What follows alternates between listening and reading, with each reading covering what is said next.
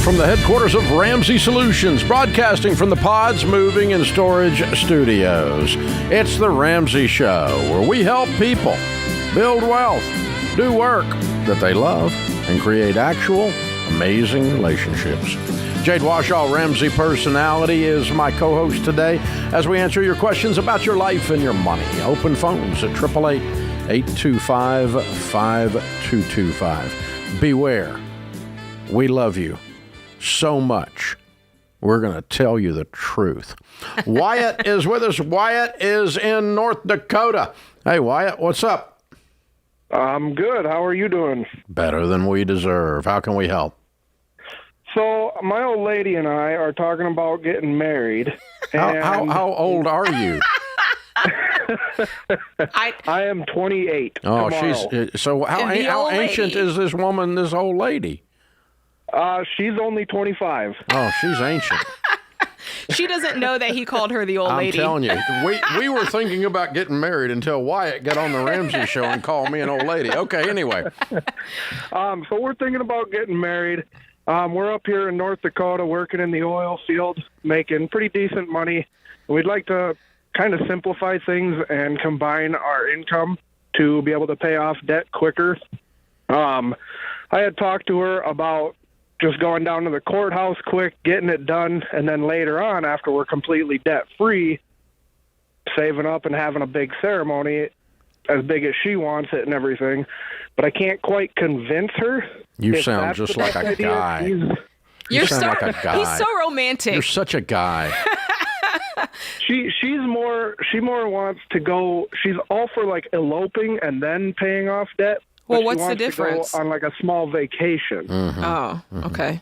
Look, for me, I like, if somebody says, hey, I want to delay the big expensive party until later, and for now, courthouse, eloping, whatever, I just want to make sure you're doing it because you want to get married, not because you want to pay off debt faster. Like, I feel like there's a little bit of motivation behind that, and my guess is that's maybe the part that doesn't sound as romantic for her. If you're putting it to her and serving it up on the platter of, hey honey, we can pay off our debt faster if we just go down to the courthouse and get the paper, as opposed to, I want to marry you today. I don't want to wait and save up money. I'm ready to put a ring on your finger today. Like, that feels different. So maybe just frame it up a little differently for her.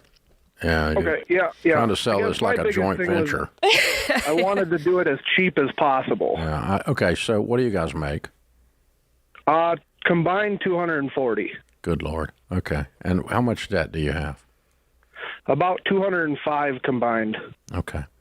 And so you're in North Dakota, so you hop a jet for the weekend and have a nice weekend in Vegas and spend $3,000 or $4,000 out of 240. And this is the first time in your marriage you will learn the lesson: happy wife, happy life. Exactly. Okay. But please don't say to your wife, I want to get married as cheap as possible. Like, let that, keep that in your heart. Yeah, that's good. That's good lady advice for you there, Wyatt. Yes. Okay. So, yeah. You can't make it sound like a business transaction and go, hey, let's do this and we'll have a big party next year too. But spend a couple of grand, $3,000, and buy you some airline tickets, a nice place, and go to Vegas or go to whatever's. I'm thinking of what's handy to North Dakota. Okay. Yeah. But I mean, pick you out a spot, and you guys go to Yellowstone. I don't care, whatever it is, but make it a nice weekend that's a notch above the courthouse, but still 15 notches below the expensive wedding. Mm-hmm. Awesome. And I appreciate it. Yeah, and just yeah, I appreciate what you're trying to accomplish mathematically, but you got to play the long ball. Okay, you can't just play short term. Yeah, makes sense. Long term, you're going to tell this story for the rest of your life. Right. And it needs to be a better story than the one you brought to us. Don't let Elvis do that. Don't let Elvis be the officiator of the wedding. You don't want the Elvis. You don't want the Elvis wedding. Come on. Look, not me. I'm not the one. Oh, Christopher is with us. Christopher is in Charleston, South Carolina. Hi, Christopher. How are you? Hey, sir, doing well, Mr. Ramsey. How about yourself? Better than we deserve. What's up? Well, sir, I'm moving to Oklahoma. My family's moving we're downsizing a little bit to a less expensive home. And so basically when all is said and done, after we sell the house in Charleston, we'll have just enough money to pay off the house in Oklahoma completely. Wow, that's without awesome. touching our emergency fund. That's awesome. Yeah, which is great. Thank you, sir. Yeah, we're really excited. I'm on baby step number 6, so this could be a really big moment for us. Thing is, I'm a husband and a father of 2. We're looking to expand our family. We are going to need to buy a minivan, and then we also do need to do some renovations on the house. So is it worth it? So my question for you is, should I just throw all my money at the house, get it totally paid off, and then figure out the car and the reno later, or should I figure that stuff out first and accept an outstanding mortgage on the house? Wow. How extensive a renovation are we doing? Are you moving her into some kind of shanty? No, sir, not at all. Not at all. They're wrapping up an inspection this afternoon. We probably will need to replace some flooring. There's a couple other things we want to do, but I'd say probably about $10,000. And what's your household income going to be in Oklahoma? $100K, or actually probably closer to $95. Okay. And what do you need to spend on the minivan? Well, they're pretty expensive right now. I'm thinking to get something that's not going to break down all the time, that's going to meet our needs. I would think about 30.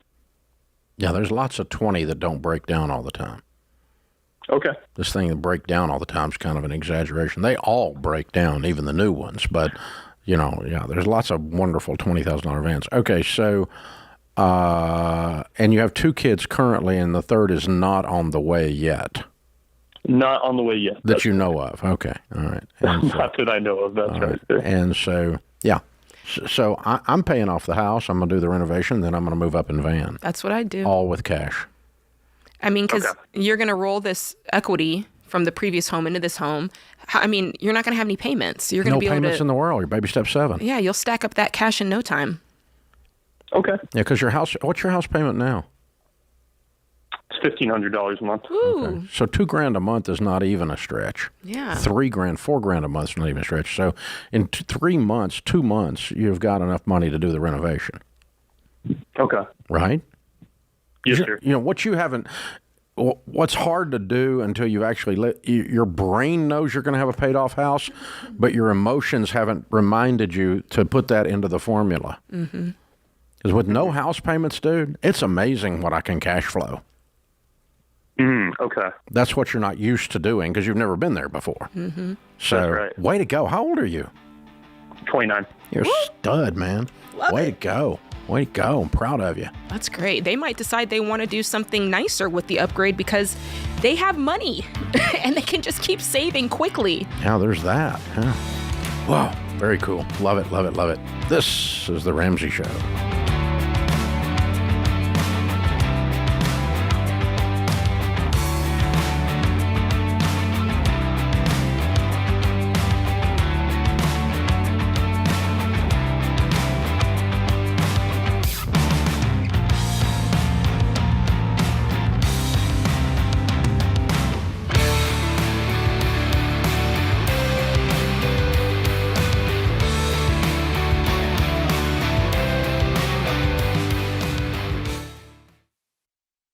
It's a competitive home buying market, but there's a way you can get an edge. Churchill Mortgage works with you to understand your budget and your goals. And the Churchill Mortgage Home Buyer Edge offers you fast pre-approval and a secured interest rate. Plus, Churchill has bumped up their seller guarantee to $10,000, giving your offer the best chance of being accepted and helping you win in today's market. Go to ChurchillMortgage.com today to learn more.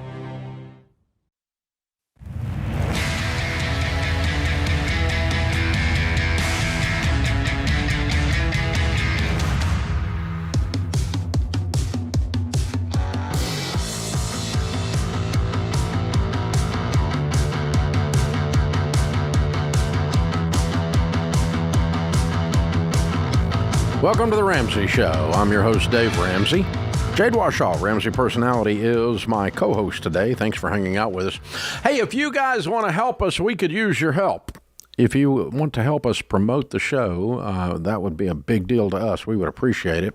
You are our only marketing budget. So if you share the show by clicking share, or if you subscribe to the show or follow the show, depending on whether you're YouTube, podcast, if you're listening on talk radio, tell people about the show. That's sharing the show. If you're watching on TBN, tell people you're doing that. Wherever you're consuming the show, tell people about it. Review it. Give us a 5-star review if that particular format allows for reviews. And share it with a friend, and subscribe and follow. Do all of those things. All of those help us push the show out with the internet algorithms into people's face and let them know we're here. And it's one of the reasons that we're one of the top 10, 15 shows, for instance, podcasts in the world. On Apple Podcasts, we're in the top handful.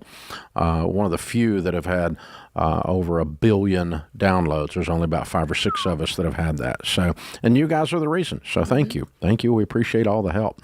All right, Brandon is next. He's in Columbus, Ohio. Hey, Brandon, welcome to the Ramsey Show. Hey, thanks for taking my call. Sure. What's up?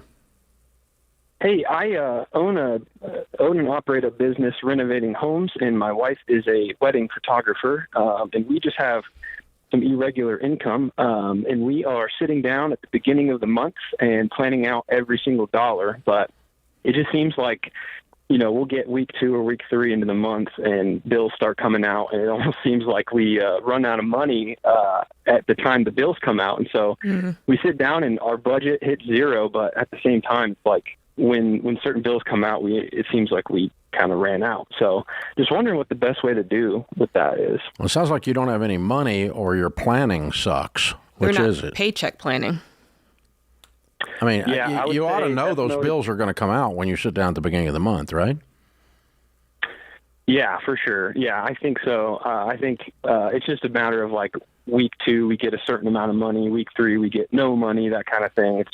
So the problem is you guys are looking at the whole. You're going, okay, for this month, we're going to make $5,000, but you're not considering, and we get paid on the 10th, we get paid on the 13th, we get paid on the 17th, we get paid on the 29th. So what you've got to do is, and by the way, if you don't have every dollar, now's the time for you to get that, because inside of every dollar, you can plan out your paycheck. So you can basically go in, right? You've already listed all of your expenses, but then you can go in and say, and not only do I have it listed and it's budgeted for, but this is the date that it goes out, and this is the date that this one goes out, and it will tell you, hey, that's not going to work. If you do that, you're going to run out of money. If you do it in that order, you're going to overdraw. So it helps you kind of stack these things in the right order so that you're planning when you're actually going to spend the money. And that's the piece to this that a lot of people are missing. They put all the expenses in there, but they don't actually sit down and plan how and when those are going to come out, and if that actually will work. Does that make sense? Yeah, that makes total sense. Yeah. Every dollar is the world's best budgeting app. We produce it and run it. And it's called, the function that she's talking about, it's called paycheck planning. It's in the Every Dollar app. And so it's free if you want to try it for free. There's an upgrade that includes connection to your bank that automatically loads the debit card charges into your particular categories. And so you go, okay, here's a grocery store charge that showed up on my debit card. I just grab it and drag it over into groceries, and it keeps up my food budget, right? So it makes it very easy to work with your spouse and to budget. Now, do you have enough money coming in each month to pay the bills, and it's just landing on the wrong dates? Is that what's happening? Yeah, exactly. Yeah, it's hard because sometimes it's front loaded, sometimes it's back loaded. Right. Just a matter of when we're getting those payments. But yeah, I mean, we're paying ourselves we're budgeting for about the same amount every month. It's just a matter of when we get about $6,000. Okay, cool. Well, the other thing you can do is get $1,000 ahead, and just leave $1,000 laying there that you don't touch, and that's just your slush. So a little $200 item hitting on the wrong week doesn't blow you up. Yeah. That'll help smooth it out as well. Sharon and I did that because we ran with irregular income for our whole lives, but it was extremely volatile when we first started this. We would make nothing, literally zero in a month. And then I was doing real estate deals, and we might make $20,000 or something the next month. So, that was how we started. It was completely volatile, but we were making good money annually. Yeah, I think those two questions that you and Brandon hit on are the two biggest pain points that people have a hard time realizing, oh, that's the problem. Because they're like, I'm doing my budget. What's going on? You know, I listed all the expenses. But if you don't do that critical step of planning that paycheck and planning when those items are going to come out and have that, like what you call that cushion, I always call it just a cushion line item amount, you can't set it to zero. Like zero-based budgeting doesn't mean you have zero. It's not zero-based checking account balance. Yes. It's zero. I'm going to spend all of this month's income on some category. That's right. It doesn't mean you keep a zero balance in the checking account, but it is zero-based budgeting. You do spend every dollar this month that is coming in on something. But no checking account at zero. It can be charity. It can be whatever you're doing. It can be your tithe at church. It can be whatever you're doing there. But you spend every dollar. And then the thing that makes it go fastest is when you find money by doing that, because as soon as you start doing a budget, you'll feel like you got a raise. That's right. When you find money and they're doing that, for the first time, you're going to kind of have this aha moment, because most people, budget is real intimidating. And when you finally start doing it and you're making it behave instead of you're being intimidated by it, then it opens up a whole new world. And then you start working the baby steps with what you find. The found money gives you the ability to accelerate through the baby steps. And inside of every dollar, we help you do that too. And that's the financial roadmap. That's right. Yes. And then, of course, you put real gas on it by going through Financial Peace University while you're doing all this. And now, this is like the sub sandwich with every kind of meat on it here. That's right. Okay, this is like the big mamma jamma. We're going to get her done, okay? And Look. That's when it opens up. Paul is in New York. Hey, Paul, how are you? I'm good. How are you, Dave? Better than I deserve. How can we help? Yeah, so I find myself in a very peculiar financial situation. So to kind of give you the rundown, I had a job in tech, and unfortunately with the tech layoffs this year, recently got laid off. I was making $150 base plus benefits. Additionally, I do have a car loan. I do have some student loans, which I know are coming back online soon, and then as well as a personal loan. Thankfully, I have How much are your student loans? About 20. And how much is your car loan? The remaining principal is $28,500, I believe. And what's the personal loan? How much? $22,500. Okay. And now you're unemployed. Yes, but I do have no credit card debt. I've always treated my credit card as charge card, so I never carry a balance. I do have an emergency fund right now of about $25,000. I have a portfolio of stock investments that are predominantly cash right now in my brokerage account at about $25,000. And then I also have, which included my severance, in my checking account, I have about $30,000. Okay, so the day you get employed, you could write checks and be debt-free. Yep. Yeah, so here's now the catch, though, which is kind of why I'm calling in, because I'm trying to figure out how to best handle this. As far as the job goes, I'm not too concerned about finding another job. I think my past experiences will help me get that. I'm kind of grappling with the thought that it might not be as much, since things are trying to normalize right now in the market. Oh, maybe it's more. I think it's more. Yeah, that would be great. No, I really do. What do you do in tech? So I do business and operation strategy. Okay. All right. Yeah, so I'm not an engineer or a coder, unfortunately, but I do help the business side of tech grow. So there's that part. However, the kicker that I mentioned before is that I decided to branch out, and I bought a small business last year. It was growing, doing very well. There's a SBA loan attached to that, which you can imagine comes with a personal guarantee. How much? The remaining principal is $209. All right, hold on a minute. We'll come back to you and we'll talk about this after the break. This is the Ramsey Show.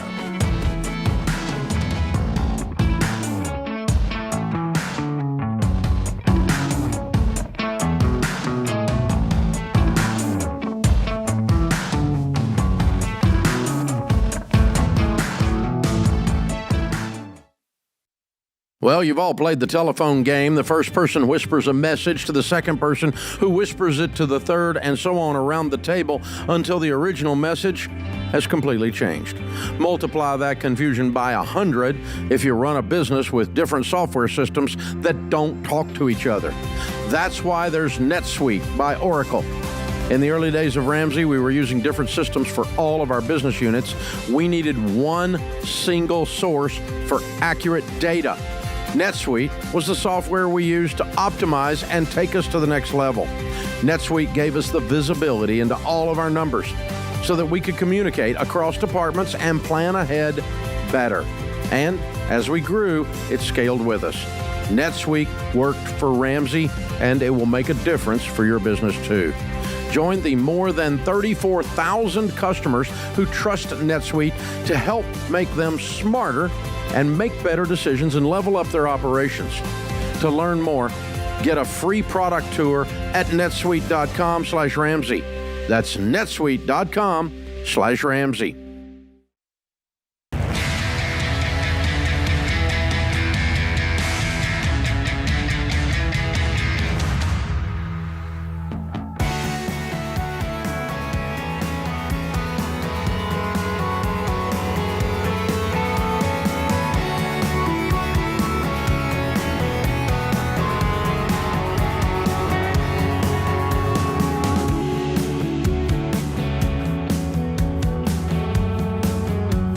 Jade Washaw, Ramsey Personality, is my co-host. We're talking to Paul in New York City.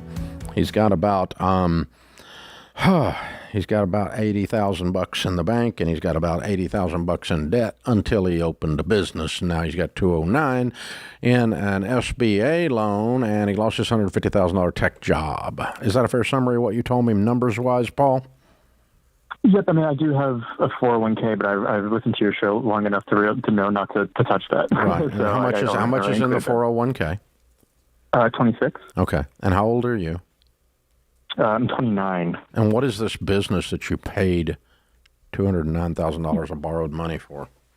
Yeah, so it's actually a salon, a grooming salon. Mm-hmm. So it's for pets. Okay. And what'd you pay for it? The purchase price was $235, and I had 12% equity as a requirement for the loan. Yeah. And what is the net profit on this business? Well, when I bought it, it was a year, which I understand was owner operated, which I kind of semi-absentee. It was 120, but with changing business dynamics that I was not prepared for. It's looking at about this year, probably like 70, 80. What business dynamics changed? Yeah, so I mean, one of the advantages that it had in the beginning was that it was hourly employees, when historically it's been commission employees. And once things changed hands and the new year started, considering how it's a required trade for people, because I'm not a groomer myself, they kind of advocated for commission pay to be at like market rate. And with my hands tied behind my back, I kind of had to give in. So that really contracted my margins. So you got confused about who owned it. You thought they did. Yeah, I've never had employees dictate to me, in 30 years, I've never had employees dictate to me what I pay them. Yeah, that's a good point. And the unfortunate thing is, when I tried to look for alternatives, and unfortunately in the area that I'm at, because it's a skilled trade, like you actually have to go to school for it if you want someone actually good. That's kind of like what the market is, and I thought I had more time to navigate that, but it came in. I think you have a business model problem and a comp problem and a leadership problem in your small business. You need to go solve that. You sound like you are a victim to circumstances, and if you're going to survive in business, you can't be a victim. You've got to get out there and attack this and go, okay, I've got to get people back on the books the way the old owner had them on the books, because everything you're talking about existed when you bought this business. And the old owner was running it at 120, and you managed to make it down to 70 pretty quick. So you got to go clean this up. And you're supposed to know business strategy. That's what you're supposed to be doing at the other place. So you got to get your labor straightened out, and it probably means you need to fire them all systematically, not all at once. But you need to get a new source of labor, start believing in the system that you bought originally, and go back and restaff it. And you're probably lost these people because they now think they run the business. They unionized on you or some kind of bull crap here. I don't know what happened.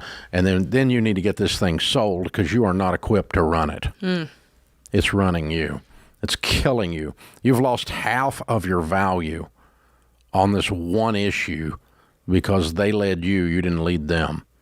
And you accepted that the marketplace told you something.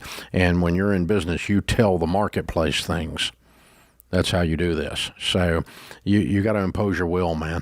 And then you got to get back out there and get your job at 150 again, and then write a check and pay off all your debts. But you need to sell this thing for $235 if you're lucky, after you get your labor cost straightened out. And that's what's going on. We deal with this stuff all the time in EntreLeadership. I do the EntreLeadership podcast. I take calls from guys like Paul every day. And this is why you don't borrow money to buy small businesses. SBA loans are probably the dumbest thing on the planet, second only to student loans. And both government funded, by the way. Government's going to help small business out. They just helped this guy who's 29 years old, doesn't know beans about anything, go $200,000 in debt to buy pet grooming. Did you just hear that? This is what you did with your tax dollars, okay? And now it's just and it wasn't, no. So you may need to go to school and learn to pet groom for a little while. And, it's almost like he could have created his own pet grooming business and earned $209,000 a lot faster than buying. I promise you. You know what I'm saying? Promise you. Yeah. I'm not paying for that. Yeah. It's too ease of entry. Yeah. On something, and that's where we're going. So, yeah, Paul, you got some serious moves to make here, but part of it is you got to readjust your mindset and how you're approaching this so you can get the value back in this business, and then you need to get it sold. You thought you were diversifying and investing, and you weren't. You went deeply in debt, and as you said, signed it personally. So we got to get you out of that as fast as we can get you out of it. But the best way is you get the value back in the thing, and then let somebody that wants to be in the pet grooming business, that knows something about it, come along and pay you what you paid, hopefully, that owner for. Ben is in Atlanta. Hi, Ben. Welcome to the Ramsey Show. Hey, how are you doing? Better than I deserve. What's up? Yes, I just had a question about contributing to a 401k when you're trying to pay off debt. So I'm in a position where I've got some debt that I'm working on paying off, and my employer matches 50% of 401k contribution. So I'm curious if it's a good idea to continue to contribute there and just use whatever extra I have to pay the debts, or to stop contributing completely and pay the debts off and then go full force into 401k. I mean, I think it's great that they're offering you that sort of a match. And the good news is, after you pay off your debt, it'll still be there for you. So if it were me, the whole thing about paying off the debt, right, is you need this intensity. You need as much money as you can get your hands on going towards this debt. How much debt do you have to pay off? Just about $100,000. $100,000. So, man, you need every dollar. So instead of putting that money to your 401k, pull that money back out, have that available to you to put towards this debt. And my guess is, man, you're going to be, what's your income? About $125,000. All right. In 2 years, you'll be ready to go. Yeah, you're going to live on nothing, beans and rice and beans. So what we figured out, Ben, is that what we're suggesting you do is stopping your 401k. You're going to miss the match for 2 years. That is mathematically incorrect advice. Agreed? Mm-hmm. Yeah, it's weird. As a matter of fact, in the financial world, it's blasphemous. Right. Okay? Yeah. And so people call us heretics all the time. We should be burned at the stake. But what we've discovered is the number one key to becoming wealthy is to be debt-free, because you get control of your most powerful wealth-building tool, which is your income. Now, once we know that that's the number one key, then what's the number one or number two key to becoming debt-free? What we've discovered there is it is not a math problem as much as it is an emotional decision and this incredible focus. And what you give up in math on the match, you gain in speed on getting out of debt, because you are laser focused on one thing. Light dispersed simply lights a room. Focused, it's called a laser, and you can do surgery with it.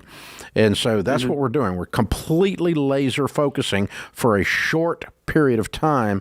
And even though on the surface it appears to be mathematically incorrect, on the whole, over a 10 or a 20-year picture, it is more mathematically correct because you will actually get your $100,000 mountain climbed and be done with it. And there's something else to add to that. When you make the choice, hey, I'm going to stop my contribution, that also signals, okay, this is serious. This is important. I can't lollygag with this. Your mind is saying, game on. Yes. Game on. Because, you don't want to miss out on that over this, 5-6 years. You got to pay off this debt and make that contribution pause worth it. Yeah. Half butt doing 5 things gets you nowhere. All in on one thing, I'll bust it. And that's what happens. Everybody tries to half butt do about 6 things at once. I'm going to put money in my kids' college. I'm going to put money in my retirement. I'm going to put money extra on the house. I'm going to go on a vacation. I'm going to use credit card points. I'm going to half butt my life away and end up with no freaking money. And that's what most Americans do.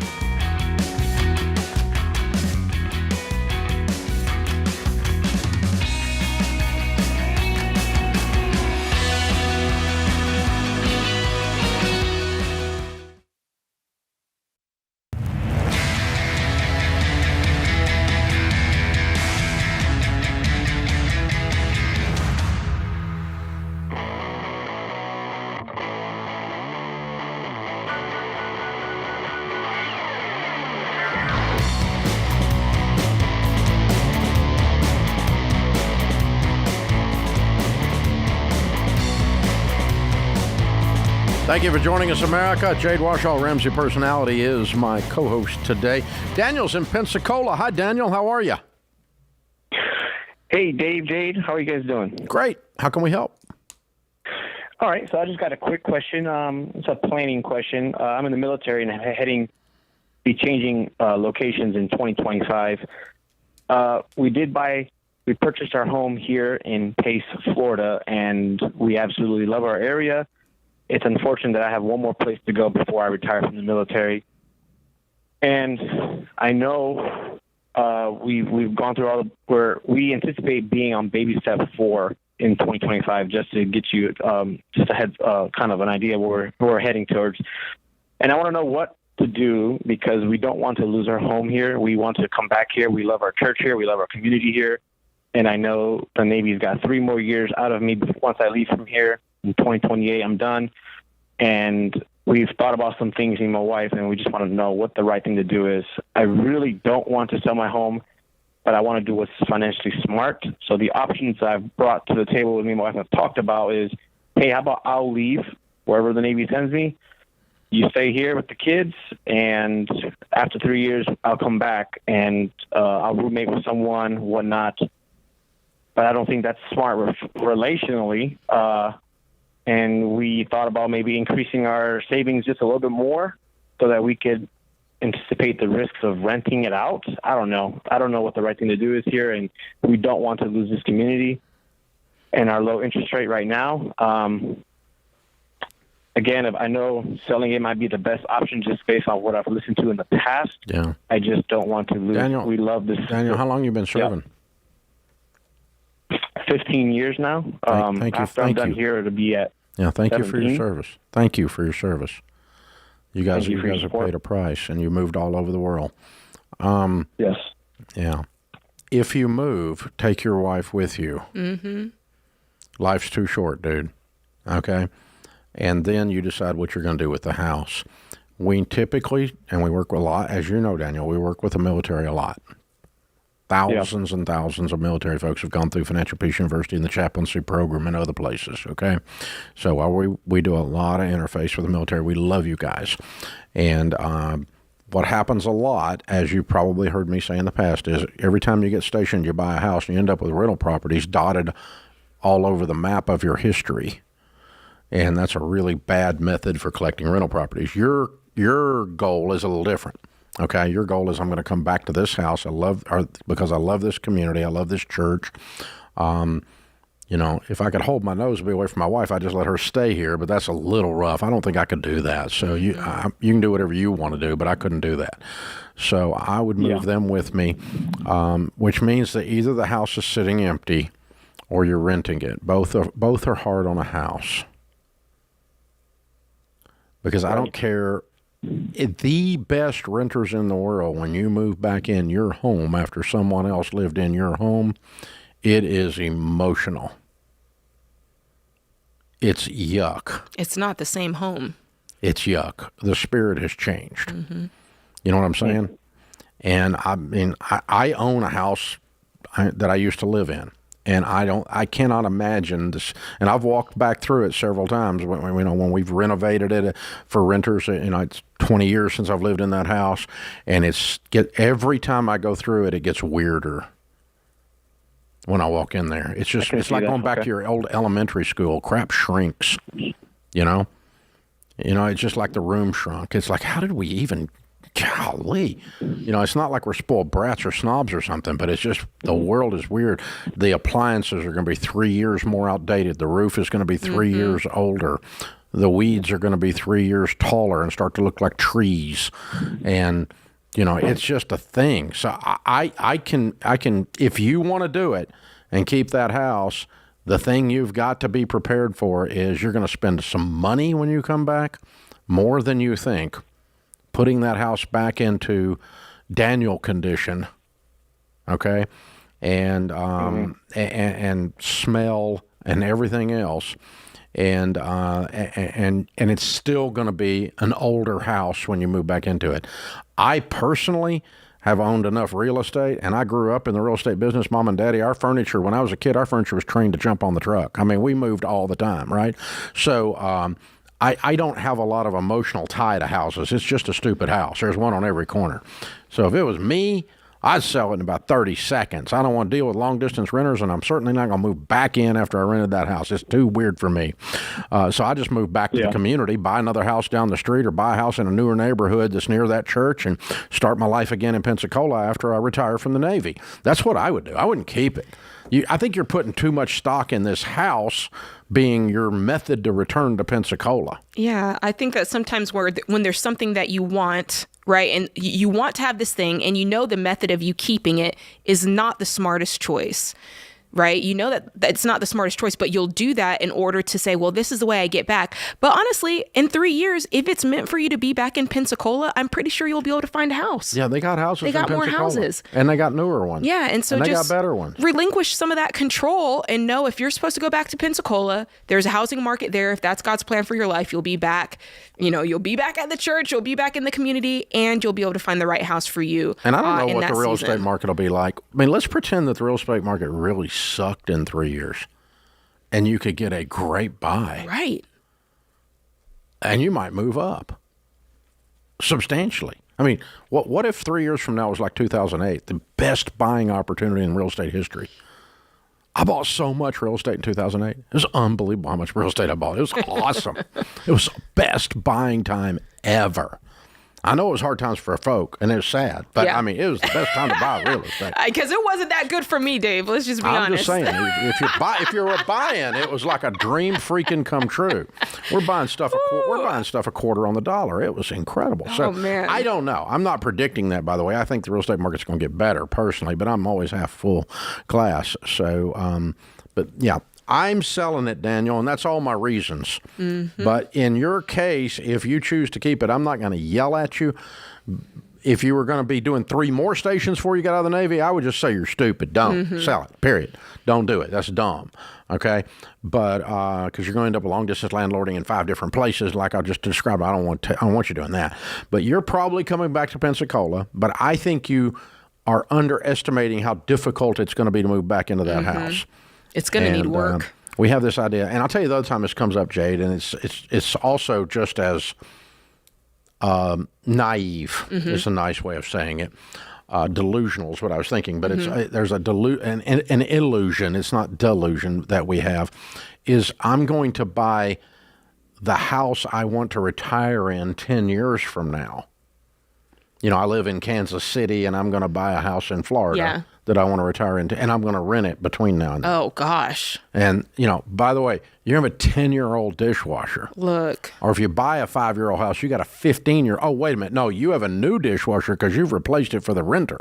Mm-hmm. Oh, the hot water heater. Hello. Yeah. I mean, so this is the stuff we don't think about. These appliances don't have 30-year lives. No, and the people you put in there aren't taking care of it. Before we moved to Tennessee, we had renovated our previous home top to bottom. It was just the way we wanted it. And I remember thinking, oh man, I wish there was a way I could keep this house because, that it's like the guy that I love this community. I'd love to go back there, even if we just vacationed there, but it didn't work out financially, right? Do you know we've gone back to look at that house since somebody bought it and has rented it? And it is so clear that's not our house anymore. It's not our house. That's exactly what I'm talking about.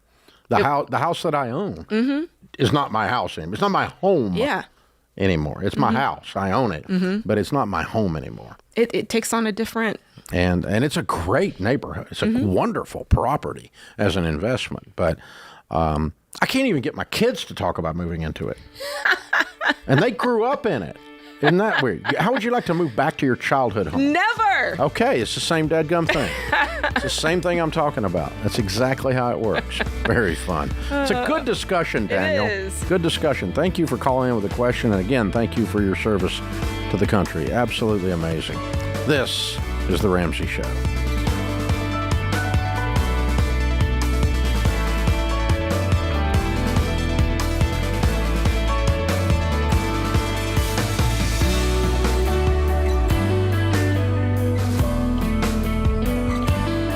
What's up, guys? It's Jade. If you love the show and want a deeper dive on your money journey, we have a weekly newsletter that gives you trending and helpful articles and tips on following the Ramsey way. Just go to RamseySolutions.com today to sign up for our newsletter. Again, that's RamseySolutions.com to sign up for our weekly newsletter.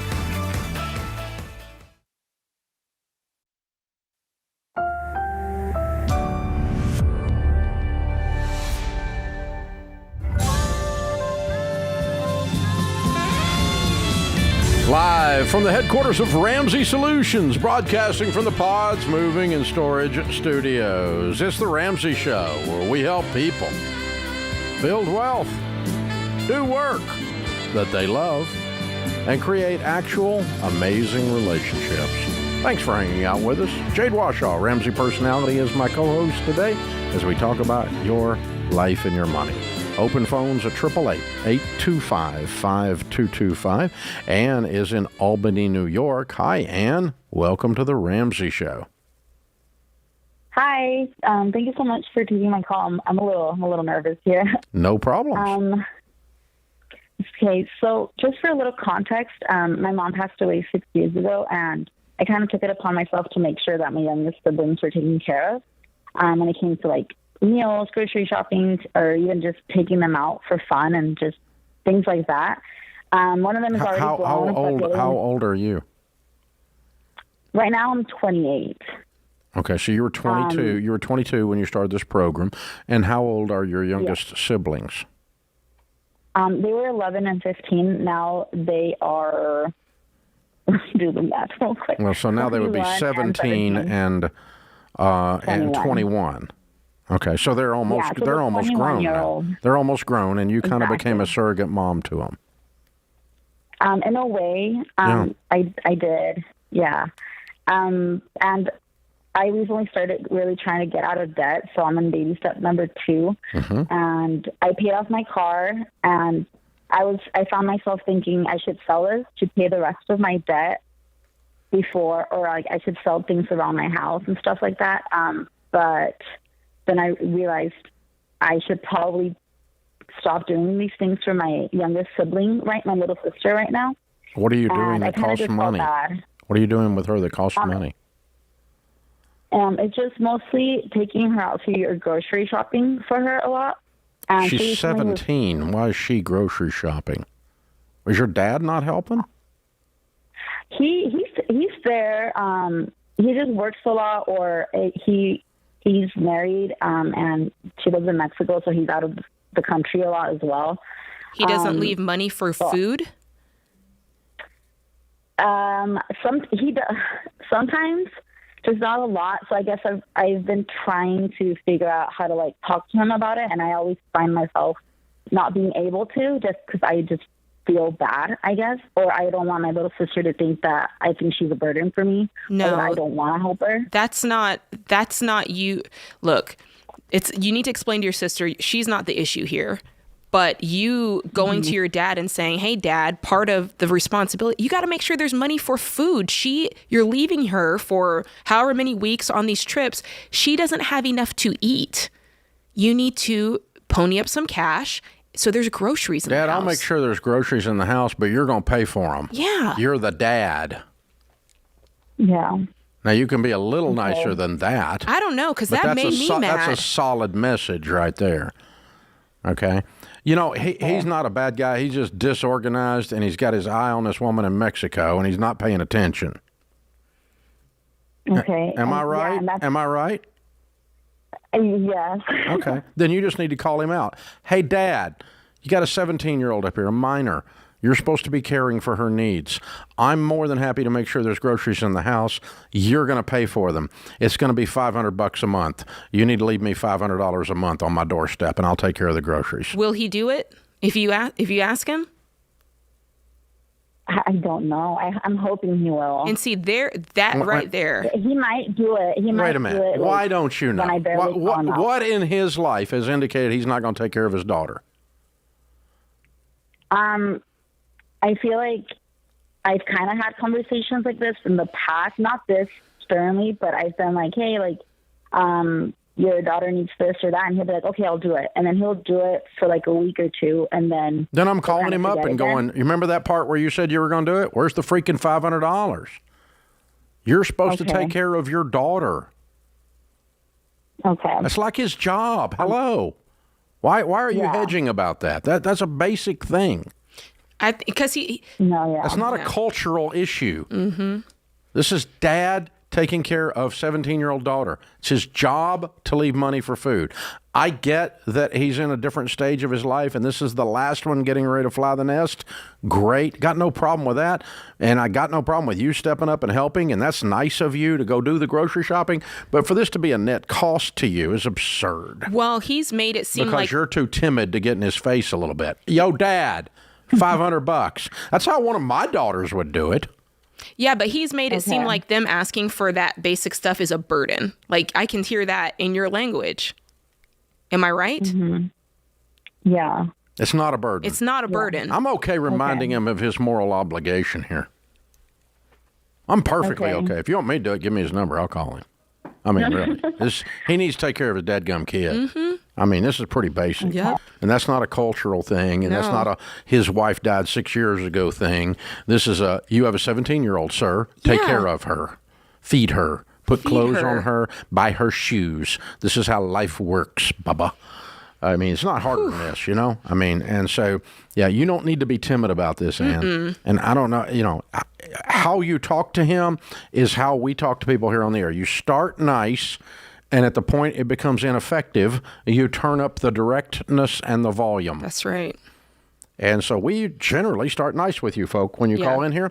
But if you're not hearing it, we'll work on getting through to you. It's our job because we love you, and we're truth tellers, and we're going to get through to you. That just sticks in my craw, Dave. Like, she, as another one of the siblings, should not have to continually be on dad to do dad things. That makes me mad. It does, but I won't give him a pass on the thing, but I can see how he could get there. I mean, he's kind of coasting off into the next chapter.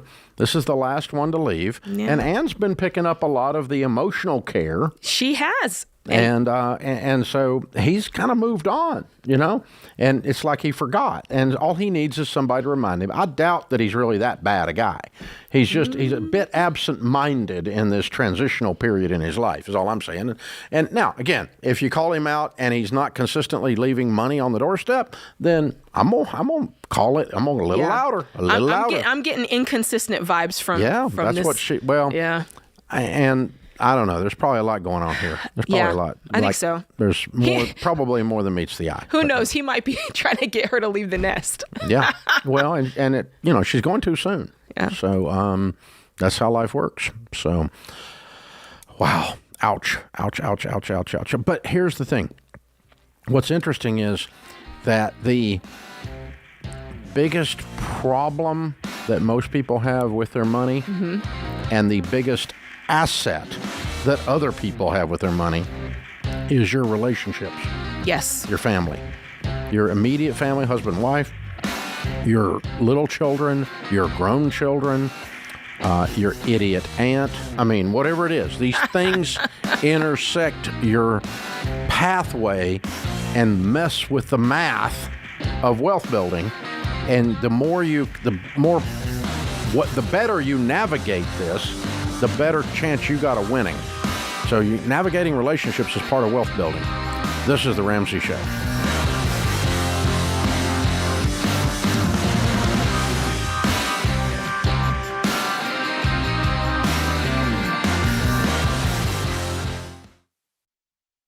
Hey, Dr. John Deloney here. I'm a huge fan of both meditation and prayer. And good mental health includes slowing down, gaining control of your thoughts, and plugging into something bigger than you. And Hallow makes it easy to start a daily practice of meditation, prayer, and finding peace.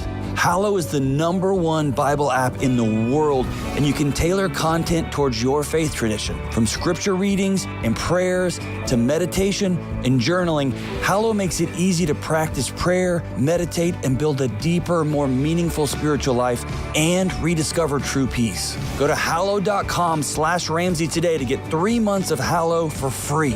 That's hallow.com/Ramsey.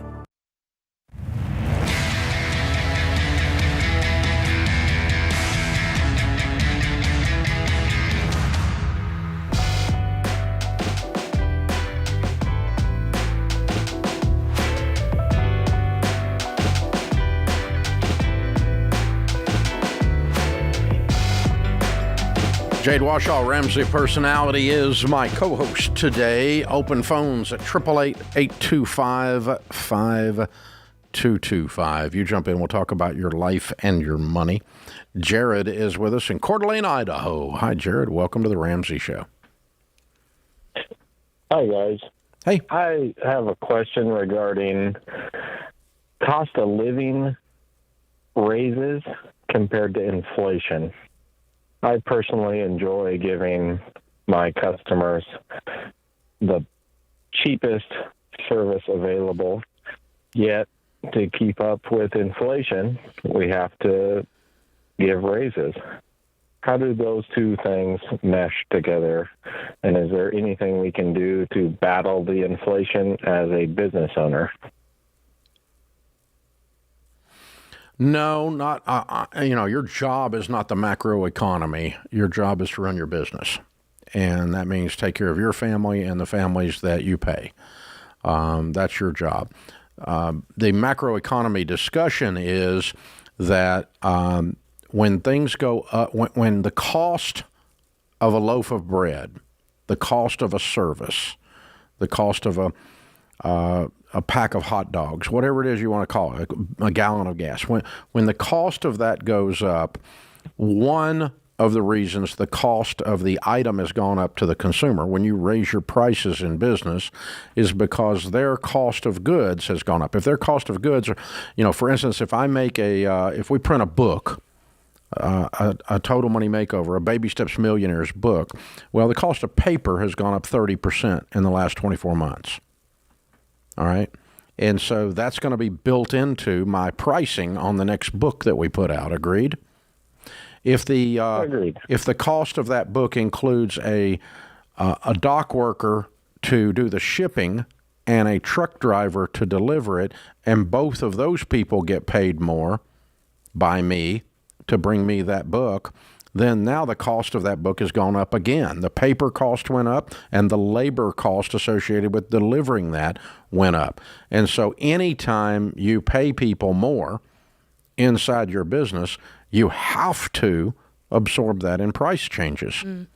And so price increases are always, not always, but you have to do a price increase to stay open. Otherwise, you're not profitable to cover your actual cost of goods and cost of labor. Mm-hmm. Yeah, if you don't have any margin, you're out of business. And when the cost of labor goes up due to cost of living raises or any other raises, just a shortage of workers. An example of that is, we told when America got Fauci'd, we told all of the service industry, all the waiters and the people that make your beds at the hotel and the people in the service world that they weren't essential. And we sent them home, told them they couldn't work. If you're a restaurant worker, you're not allowed to work. And in some places we did that for a month. Other places we did it for a year. When you tell people they're not essential and then you want them to come back, they remember how you pissed on them last time. And so guess what? You want to hire somebody in the service world today? Pre-COVID, you might have done that for $10. Now you might be looking at $25 because there's a shortage of workers in those industries still to this day, post-COVID. And so, the economic implications of COVID are still shaking out. It created a labor disruption and a labor price change. And we've seen it in other areas of labor as well. Our cost of what we pay someone to work here at Ramsey has changed in some of the areas pretty dramatically. And we do comp studies to see what they're charging. So, then that means that if I'm going to be profitable, I have to raise a price somewhere. Yeah. And so that person that buys that pays more, and that's called inflation. Yeah, you don't have to feel guilty about it. It's just part of it. But I mean, what he's pointing out, and I think it's good for people to hear out there, is when you're walking around with a little picket in your hand and you're saying, I demand $15, I demand $22 where I was making $10 to work at McDonald's, then the cost of McDonald's goes up to cover your idea of you being worth more. Then you don't get to bitch about paying more for stuff because you caused it. That's what he's talking about. And so you can't go, I don't like the fact your fast food prices all went up. And yet you're walking around demanding that the cost of labor at a fast food place go almost freaking double.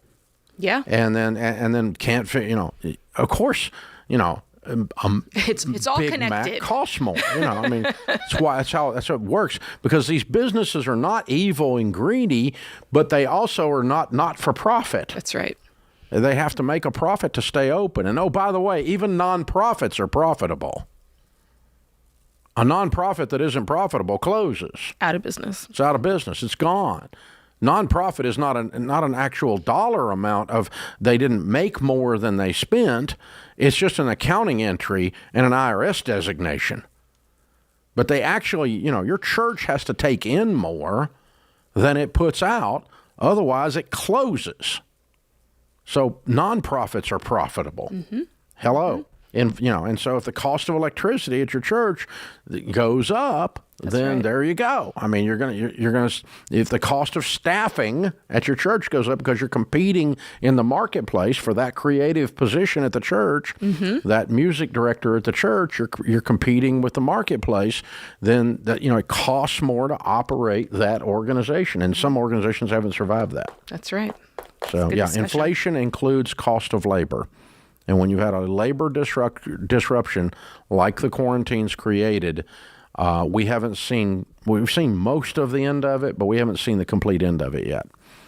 It will calm down and smooth out eventually. But even a little 3%, 5% cost of living raise then gets built into the thing. And you can't really, in business, I can't stand against that and go, well, I just refuse to raise my prices. Well, you're going to refuse to stay in business. Right. That's just kind of dumb. So the next book you buy from us, get ready. The price is going to be more because, hello, those $10 sales we run, they're about to be $12.50. They're about done. I'm just saying. We're about done with a $10 sale because that $10 sale is about backward. It's about upside down now, and I'm about done with it. So that was helpful for a while, but been doing them for 10 years, and cost of paper kicked my butt, and so I'm gonna pass on the butt kicking. All right, that's how this works. That's how it works, y'all. I mean, this is how it is. So if you think it's otherwise, then you're being naive. So, but it's interesting to me that we teach so little civics and so little economics today that people can't make a basic connection between. They don't know it's connected, Dave. I demand to be paid more, but then on the other hand, I'm going to bitch about inflation. Yeah. No, I don't think people realize. When you freaking caused it. you're the essence of it. Mm-hmm. I mean, I can't believe the cost of bread. Well, it costs about twice the labor to put the bread on the shelf now. That's right. That it did. So, almost double. Mm-hmm. It's crazy. And you can't even get the help. Can't get people to show up because they're sitting at home in their mother's basement playing Nintendo. It's nuts. So, we don't have that problem at Ramsey because we're not dealing with that level of labor. We're dealing with a high class, generally here. So we got a whole different set of things that we deal with that are wonderful by and large. But yeah, it's a great discussion, Jared. And the problem was you pulled the string on the monkey, so you got the soapbox. You got the soapbox response because I can go on for days about this. But it is interesting how ignorant. Yeah. Some of this wealth equality stuff is and all this stuff. They're ignorant of the connection, the unintended consequences of their little shallow ideas. Yeah, absolutely. And where they're going. So I'm glad that he pulled the string. Yeah. Well, you just every so often have to get it out of my system. Yeah. We will look back in time and say, Fauci. Wow. Just wow. This is the Ramsey Show.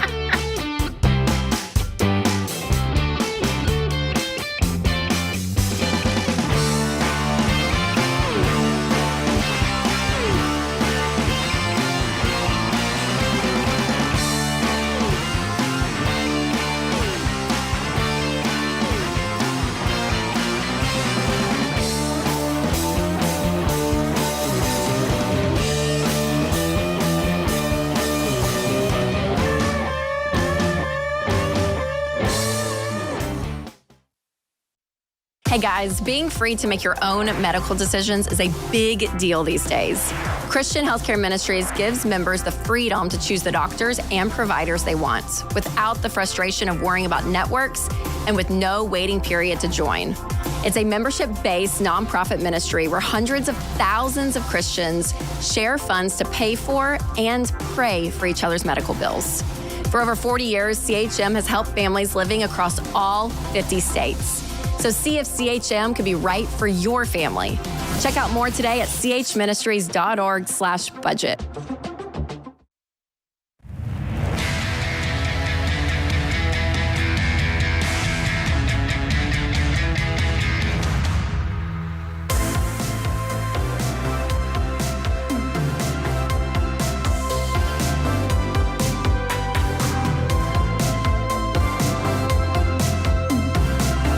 Jade Washaw, Ramsey Personality, is my co-host today in the lobby of Ramsey Solutions on the debt-free stage. Jordan and Kayla are with us. Hey, guys, how are you? Good. Hi. How are you? Better than I deserve. Welcome. Where do y'all live? Mount Vernon, Ohio. Fun. Welcome to Nashville. Thank you. And how much debt have you two paid off?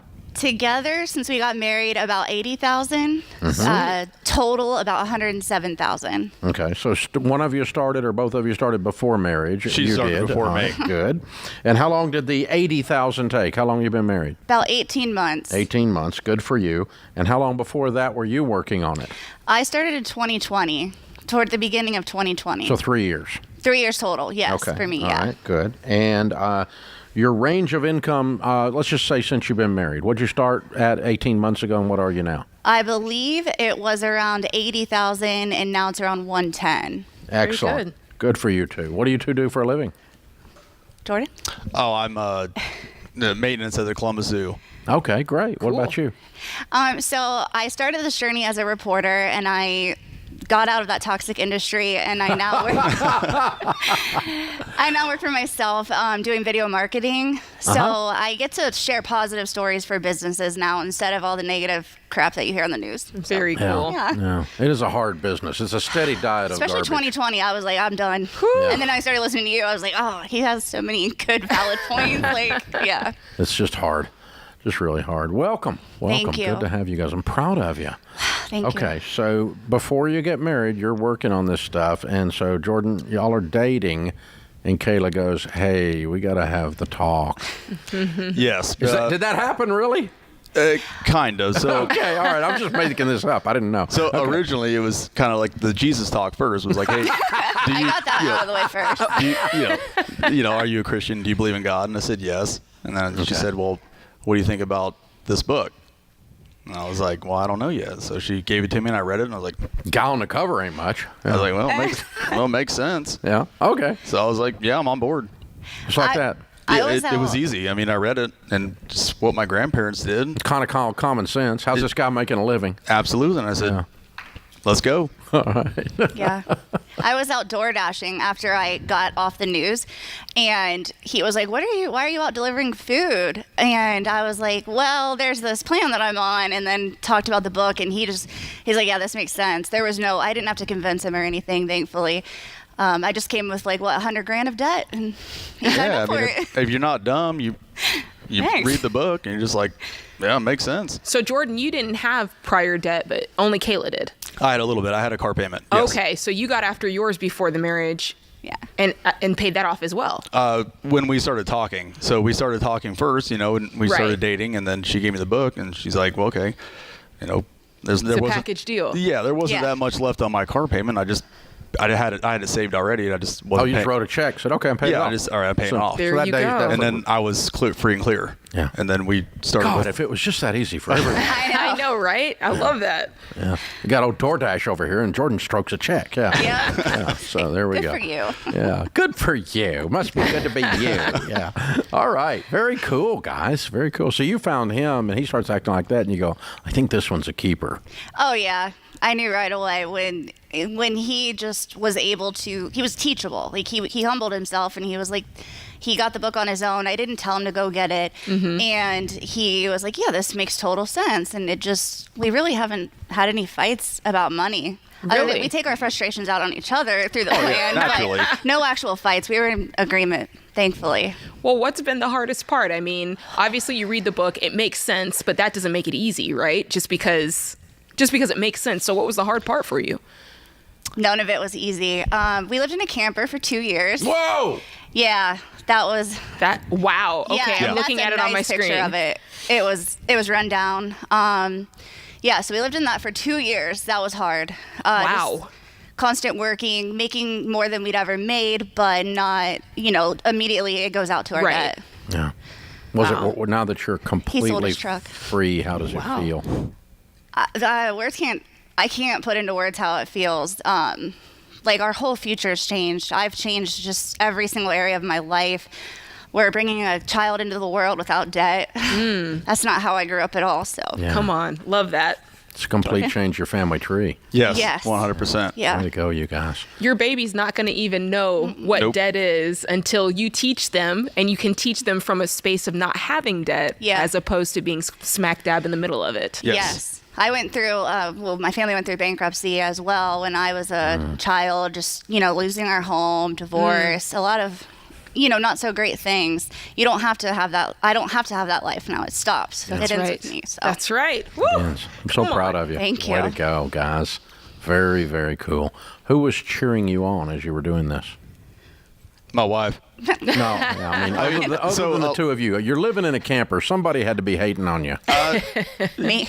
Yeah, I mean. No, I mean outside friends are going, what are you people doing? For the most part, yes. Like my Y'all are friends weird. and family, they were kind of like, what are you doing? I mean, my family, they kind of understood it, I would say, for the most part. Still thought we were crazy, I don't think they probably. thought that we were going to be able to do it as long as we did. Like I said, a little over 2 years living in a camper. Yeah. That's rough. Yeah. Friends, it was just kind of like, not a whole lot of questions asked, I guess. They just kind of were like, all right, you're going to do what you're going to do. Good friends mind their own business, huh? Absolutely. And, we didn't have any conversations like that with my friends. They were just kind of like, well, you're just doing it. Okay. Probably didn't really understand. That's Jordan. There you go. They didn't ask. I didn't tell them why. I love it. I love it. Wow. How's it feel to be completely free? It's a huge weight off your shoulders. Yeah. Huge. And so I don't need to ask if it's worth it. It's worth it. 100%. Yes. Way to go, guys. Do it. What do you tell people the main key to getting out of debt is? I had several. Definitely tithe. Follow God's word, and you will be blessed through this process. Don't skip out on the tithe. Make that first priority. Amen. Humble yourself. If you don't know what you're doing, admit it and learn a different way. Don't be a victim.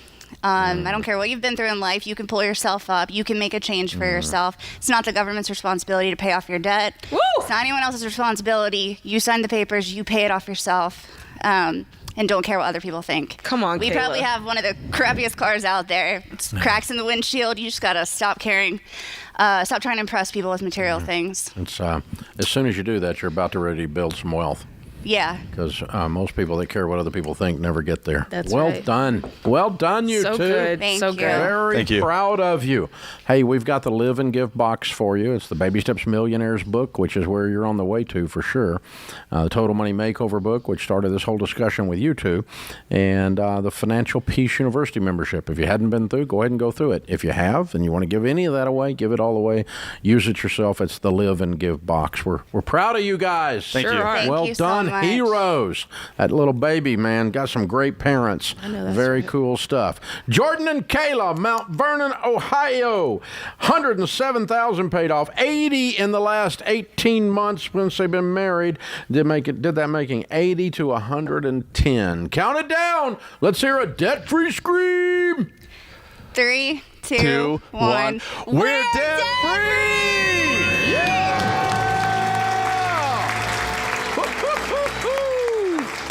I good. love it. So good. I love it. There is nothing like a baby on the way or the birth of a baby to give you unbelievable motivation to get your crap together. Yeah.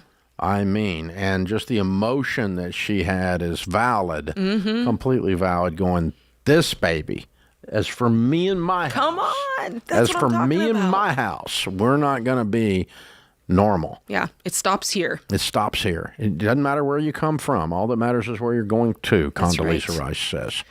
And she came from some interesting circumstances on to being one of the more impressive women in the world today. So Condi knows her stuff. Doesn't matter where you're coming from. All that matters is where you're going to. We've all come from some stuff. Where are you going to? That's the next question. This is The Ramsey Show.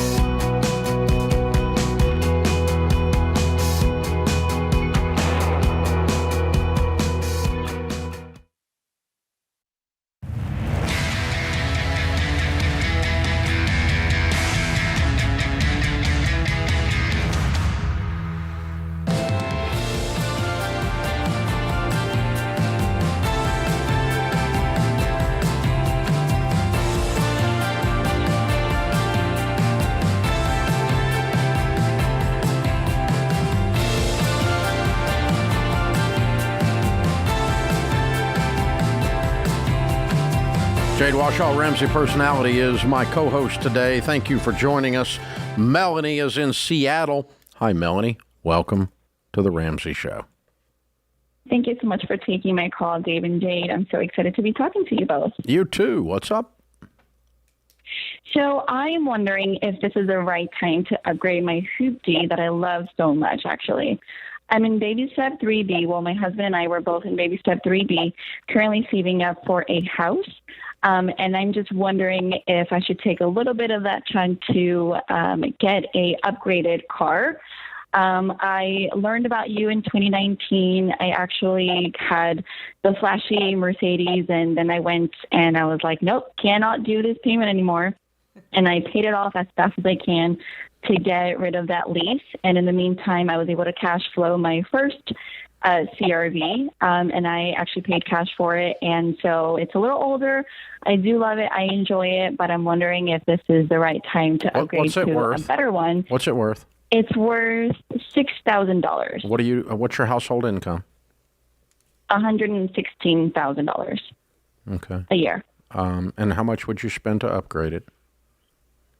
I would spend about $15,000. So move to a $21,000 car. 20,000, yeah. Yeah. 21, yeah. And how much do you have saved for your house? $50,000. Okay. So this slows you down by $15,000, right? Exactly, yeah. And I think we can recoup the money in like about 6 to 7 months. Mm-hmm. Okay. And just to clarify, that $50,000, that is totally home money. There's none of your other savings locked into that, correct? That's correct. That's just home money. Melanie, you've done a really good job. You're out of debt. You have an emergency fund. You have $50,000 saved for a down payment on a house. You make over $100,000 a year. I think you are more than capable of making this decision.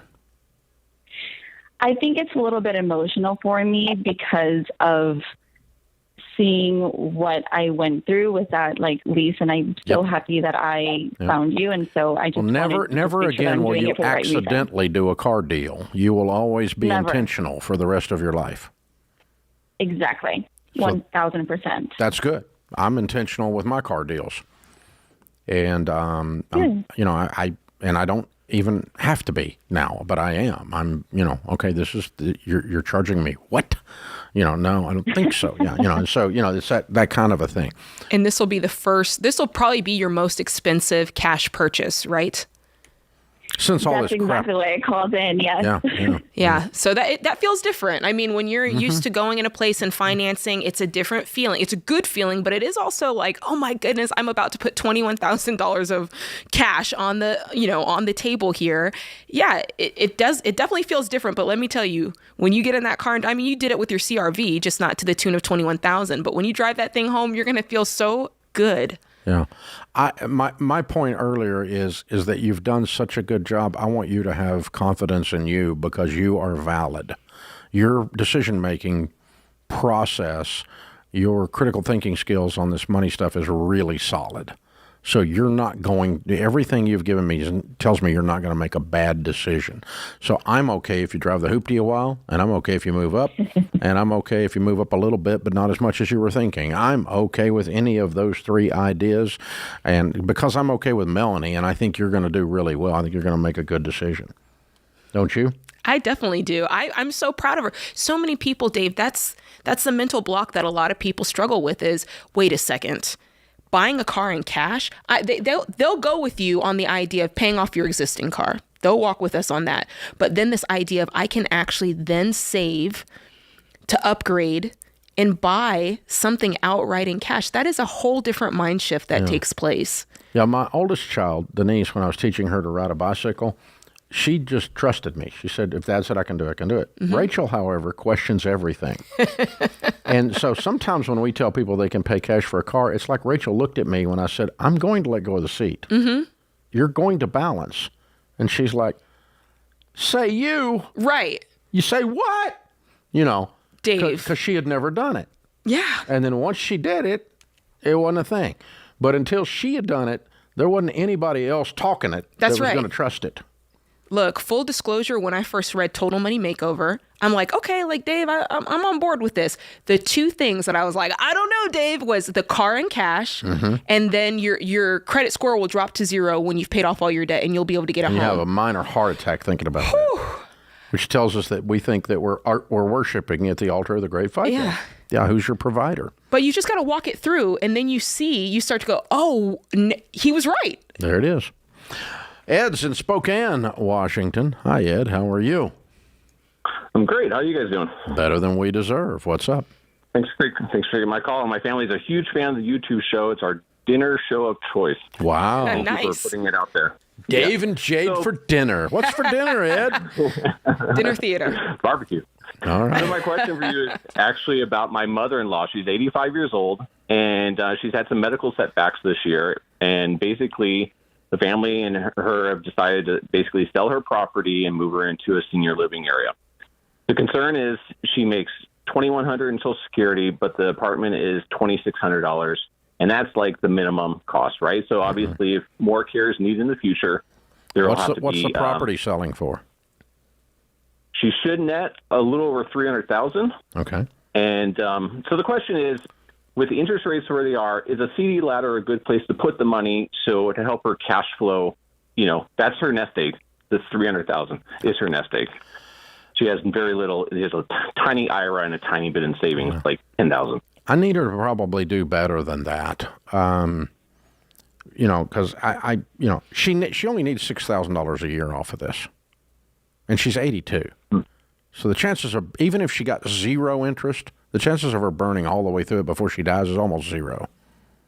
Right. $500 a month's a negative right now, right? Correct. Yeah, $2,000. Now she likes to give to charities as well, and that's kind of the family. Right now, concern. she's the charity.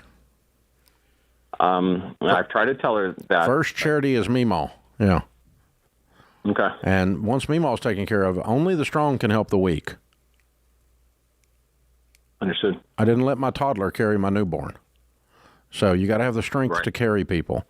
And right now, she's got to make sure she takes care of her. That's her first responsibility. Take care of your own household first. So, yeah, as long as we get all that straight, you can invest it however you want. I would sit down with her. Is her mind good and clear? For the most part, yes. Okay. I would sit down with a good SmartVestor Pro and talk to them about a fee. If you want to do some high-interest savings as part of it, I would probably end up investing some of it. Because here's the thing. If you could make 8% on it, that's $2,000 a month. And it lasts forever. That's not touching the principal. Right. Okay, that's what I'm looking at. And, but if you make nothing on it, I mean, divide 6,000 into 300,000. That's a long time. Mm-hmm. It's longer than she lives. Right. So you're not going to mess this up unless you go put it in crypto or something, right? I mean, which you're not going to do. You're not stupid. Okay. So the other concern is, she didn't have Medicare gap insurance, and so with these setbacks this year, she's had to pay a lot out of pocket. So that's kind of our concern. Is that's kind of mine. I'm kind of thinking an extra $2,000 on top of her $2,100 gives us $4,100, and we've got a little cushion here to do some other stuff with. Have a little bit of a life in addition to paying the bills. Okay. And, you're probably going to have to pick up some medical stuff here or there. You're probably going to pick up some personal care and creature comforts and stuff as we go along.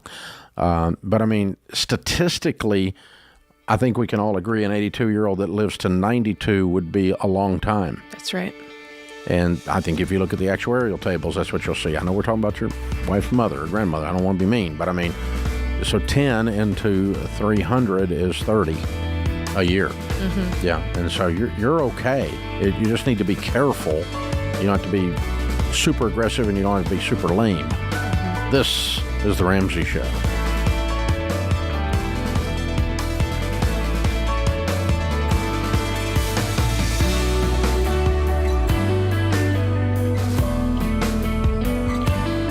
Dave here. You can find all of our shows with the Ramsey Network app on your smartphone. It's the only place to listen to the entire back catalog of episodes.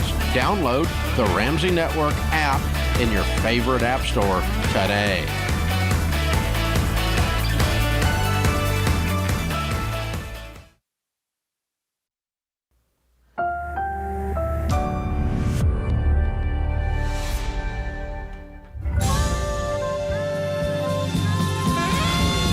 Live from the headquarters of Ramsey Solutions, broadcasting from the Pods Moving and Storage Studios. It's The Ramsey Show, where we help people build wealth, do work that they love, and create actual amazing relationships. Jade Washaw, Ramsey Personality, is my co-host today. Open phones at 888-825-5225. Mia is in Massachusetts. Hi, Mia. Welcome to The Ramsey Show. Hi, thank you for having me. Sure. What's up? So about 3 weeks ago, I went to one of those required retirement meetings for work, and they referred me to a debt counselor due to my debt, and the debt counselor recommended bankruptcy. So I went home and spoke with my husband. We bought your book, The Total Money Makeover, read it in 2 days. We're fully committed. We have about $1,500 already in an emergency fund, so we're trying to move on to baby step 2, the debt snowball. We stopped using all our credit cards. We listed all our debts in order, and we're trying to make a budget. the budget is really hard because I have 5 kids, and it seems like emergencies are constantly happening. Last month, we spent over $3,000 in car repairs, and just yesterday, we had like a surprise $50 saxophone fee for my son. There's just so many unexpected fees and costs for 7 people bumping around in the world. Prior to this money makeover, we lived really simply. We only went out to dinner like once a semester for good report cards. Our only vacation this year was a 4-day camping trip in a tent. So, we're selling everything. We're selling so much that the kids think they're next, but I'm worried that we're still going to end up with too much months and not enough money, and that we won't even be able to get to the debt snowball. How much debt do you have? I have, 20, 34, 37, 47 with the car, and not including my mortgage. And how much of that is the car? 10. Okay. And what's the other 37? All credit card debt except for $3,000 in one last kid in braces. Okay. All right. So $33,000 in credit card debt. And so you've been covering all of this chaos and disorganization and shortages with credit cards in the past. That's where $33,000 came from. Am I right? Yes. Okay. So you made a good decision because bankruptcy really won't help you. You'll be right back here 10 months later if you don't fix this on the core. What's your household income? $150,000 between the two of us before taxes. Good. Okay. You're all right. What's your house payment? $920 a month. Oh, you're definitely all right. Okay, you're going to make it. All right, here's what first happens, okay? To start with, saxophone payments aren't a surprise. That's a known quantity that everyone knew was coming. Just no one is organized in this house enough to bother to tell everybody what's going on, okay? But, I mean, that's not, they don't suddenly say this is going to happen.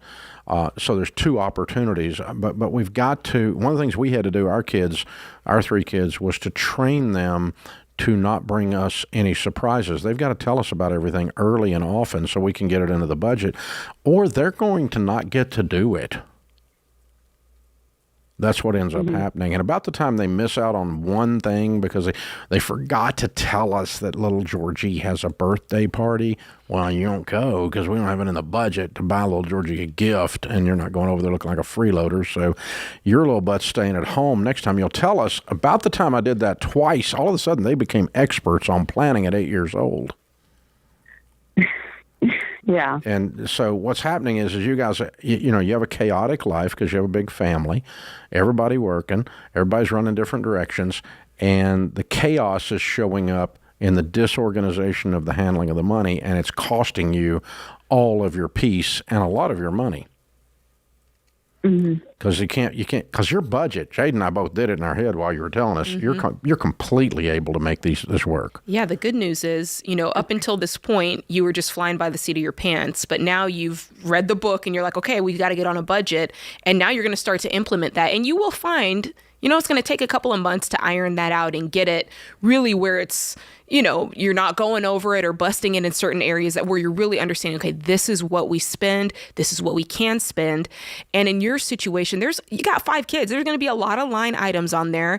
And it's something that, because of the size of your family, this idea of set it and forget it is not, it shouldn't work for anybody, but it's certainly not going to work for you. Exactly. You're going to have a new budget every month. And it's going to include, this month has saxophone payment, next month does not, hopefully. This month has a field trip, next month does not. And you're also going to have some miscellaneous category for just miscellaneous kid things that come up. Because it's predictable that one of them is going to the pediatrician at least every 60 days with 5 of them, okay? That's fairly predictable, whether it's the flu or stitches. I don't know, but one of them's going to go get a doc bill. Am I wrong? No, you're right. How old are they? They are 11, 13, 16. My 18-year-old just graduated high school. My 21-year-old has autism, so he's going to be with us a lot longer. Well, so it's not as much pediatrician as it is they eat a lot. Or football game, basketball game, all that stuff. ER. Yeah, you got a house full of teenagers, so they eat everything in sight. Yeah. And they're the hormones are pumping, so there's a lot of drama, and there's a lot of stuff going on. I mean, and if you let all of that infect your budget instead of you guys controlling, see, the trick with budgeting is you flip it, and it's hard. It's very difficult for the first 3 months, but you flip it and you say, I'm going to make the money behave. I'm not a victim to a lack of money. I'm going to tell this money what to do, and by doing that, I'm going to make some choices. I don't think you've been overspending. I don't think you're out of control. I don't think you're buying a bunch of crap you can't afford. You didn't call me up with a $57,000 car payment. You called me up with a $10,000 car payment, and you make $150. But I do think you've got autism and teenagers, and you got a bunch of them, and so you're just in the middle of chaos and disorganization, and that's eating your lunch, literally. It's eating your money. Yeah. And so you have got to get up above it and make all this crap calm down, line up, and behave. Yeah. And that includes some of the behaviors with the kids, but most of all, it includes you guys saying, okay, this is where every dollar's going. Because if you start at the top with your household income and you stop your 401k and you're not getting a tax refund because you're not having too much withheld and you don't have anything coming out of your check except taxes, and you sit there and you go, okay, I got $150,000. I got a $900 house payment. I got a car payment. I got food that is equal to this. And there's no restaurants in that because I'm getting out of debt. And I've got, and you lay this out, you can do this. You can do this, Mia. There's room in this. It's possible. You don't feel powerful right now, but you've taken the first big steps away from the cliff of falling off into bankruptcy. And you're just 3 steps back inside. We'll help you. Okay? But first thing I want to do is encourage you and tell you there is enough money here to make this work. And it's going to be hard, but you can do it. You've got the stuff. But it is a matter of taming the chaos tiger. Hang on. We're going to put you into Financial Peace University. And if you need more help, you call us back. We'll help you more, okay?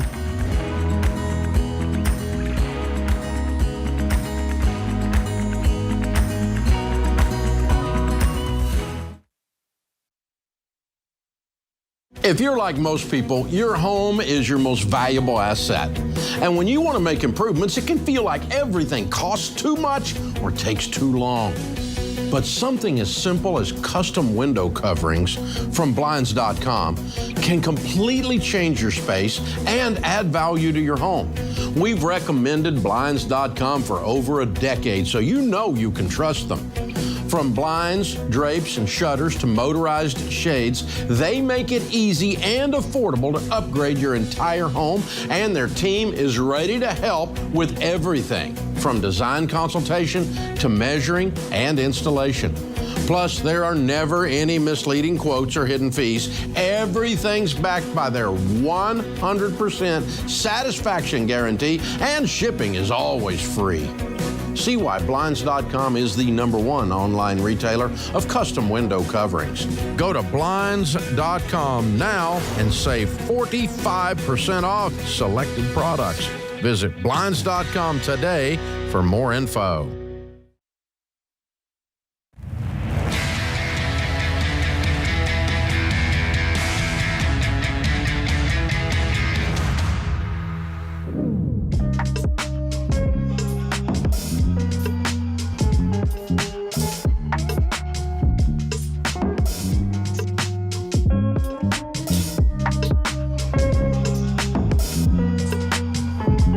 Jade Washaw, Ramsey Personality, is my co-host. Our question of the day is brought to you by Neighborly, your hub for home services. Neighborly has 19 service brands nationwide and a network of local service pros.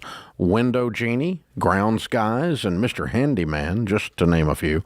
What a great company. Visit neighborly.com to find the available service providers near you. All right, today's question comes from Samuel in Texas. A friend of mine got me hooked on baby steps and gave me a copy of your book, The Total Money Makeover. I read it, I loved it, and I'm making my way through the baby steps. I've paid off all my credit card debt, 2 cars, and have $1,000 in my emergency fund. Way to go. But I cannot get my wife on the same financial page that I'm on. She thinks we have her money and my money. She won't budget. She won't have a joint bank account with me. I feel like we are never going to achieve our financial goals or become completely debt-free if we are not on the same page. What do I do? Man, this right here, this is the quandary that so many people find themselves in. It sounds like, based on the question, that he did this while they were still married. It wasn't like he did this ahead of time, I'm guessing. I don't see anything that indicates that he did it before they got married. So it sounds like he kind of just took matters into his own hands and said, look, this is the way to freedom. I'm going to start whether you want to come with me or not. And even in the midst of that, she still doesn't want to get on board. You know, Dave, in those situations, there is something going on that's deeper than money. There's a marriage issue. There's clearly a trust issue. If a spouse doesn't want to share money or a bank account with another spouse, it's like, well, you don't trust me. I don't care. You do not trust me. And that is an issue. And so obviously I would suggest you got to go to counseling. Got to. And then there's the situations where the other spouse, Dave, we were talking about this morning. There's a situation where the other spouse won't go to counseling. And it's like, what the heck do you do? She needs a vocab rehab, obviously, but you cannot force people to do things. All you can do is tell them, hey, this is bothering me. I think that we should be on the same page. I think that we should go to counseling. That's really all you can do, and then lead by example. Yeah. All the data, this is me if I'm you talking to her. I've gotten out of debt. I've proven that this process works. I'm winning with money. And all the data says that if we want to build wealth, the probability of us doing that without working together is very low. All the millionaire statistics tell us that. And you can read Baby Steps Millionaires if you want to know that. They're in there. Okay? As we did the largest study of millionaires ever done in North America, we discovered that almost none of them do it without spousal agreement. So it needs to be solved. And so, I think Jade's right. I think something else is going on here. So why is it that she doesn't want to combine your money? Why? She thinks you're going to control her. Mm-hmm. You've been so enthusiastic with this Ramsey stuff. You turned my name into a cuss word in your house. You think you're being excited and fired up, and she feels like she's getting ready to lose her vote. Mm-hmm. Or she grew up in a house where she was controlled by money. One of them. Something is driving her fear. Yeah. But really, the quality of your all's relationship is being impacted by whatever that is, and money's just a part of it. Mm-hmm. There's other things that she doesn't want to share with you, too. For some reason, she doesn't feel safe with this. Right. And I'm not saying you're a bad guy. I am saying you might be overly fired up and enthusiastic, and you went running off with your hair on fire. That's right. And all she sees is smoke. And so she's like, you're not coming in here. You're not bringing that crap over here. And so, but you need to get into why it is that she doesn't trust you. Does she think you've fallen for some cult or scam or something, or why is it? What's going on? Yeah, if he's a guy that's like always bringing home, and I'm not saying he is, but if he's a guy who's always bringing home some harebrained scheme, and this is another one in a series of... my wife, we've been married 41 years, and occasionally she'll go, I don't know if you are, but you sound like you're scheming and scamming. And it activates that in her. Yeah. Like back in the day when we went broke, she sees a little glimmer of that portion of Dave, and she don't want to deal with that guy again. Yeah. And that's my wife. That's my wife talking about it. So, yeah. But it is not okay for this to continue the way it is. Yeah. It's not good for you. It's not good for her. It's not good for the probability of your wealth building. It's not good for your relationship, because there's something under here that's boiling, and it will come to the surface. It will come blasting to the surface in the most inopportune way and in the most horrible of circumstances, or you guys are going to draw it to the surface and heal it. Yeah. So I'm drawing it to the surface. I'm going to start with some conversations of, why don't you trust me? Mm-hmm. Why don't you trust me enough? You trust me enough to share my bed, but you don't trust me enough to share your checking account. Mm-hmm. That's kind of weird. That's kind of weird. And I gotta say, if you're married, let's just say it's not his abrasive personality. If you're married, the hope is that you know enough about your spouse that even if you don't know exactly what it is, you might be able to go, I think I get where this is coming from, right? Mm-hmm. And try to approach them on that level. Is it from her former marriage? Yeah. You know, or yeah. her dad run off with the money when she was 16 and right. left her mom high and dry. I don't know why it is. She, you know, maybe it isn't him. Maybe it's something back there that but she said, I'm never going to let them get to me. Right. Whoever they are. And now you're they. Yeah. Well, that's got to be fixed, dude. Mm-hmm. Yeah, that's got to be fixed. So yeah, if she can't begin to have a good discussion about this calmly and rationally, and say what's really going on here, honey. Mm-hmm. Why don't you trust me? Then you need to go see a marriage counselor, and hopefully she'll come with you. But if she won't, your marriage counselor will give you more ways to talk to her, because I can promise you 10 years from now, you guys won't be together if you don't solve this. And that's good, Dave. Even if she won't go, he still needs to go. You need to go anyway, because you'll get words on how to speak. You'll be, you know, what marriage counseling is relationship training. That's what it is. You're going to training class on how to do relationship. And the counselor can, you know, guide you through how to work on this, and then guide you through how to deal with your own emotions on it. Because you're going to reach a point that you're disgusted with her lack of trust. That's right. Who wants to hang out with somebody disrespecting you all the time? Yeah, and you have to have mutual goals in a marriage. You have to have something that you're working towards together. Otherwise, it's like, okay, you will end up going in different directions, quite literally. Mm-hmm. Mm-hmm. Yeah. You're growing together or you're growing apart. There's no in between. Sebastian is with us in Los Angeles. Hi, Sebastian. Welcome to the Ramsey Show.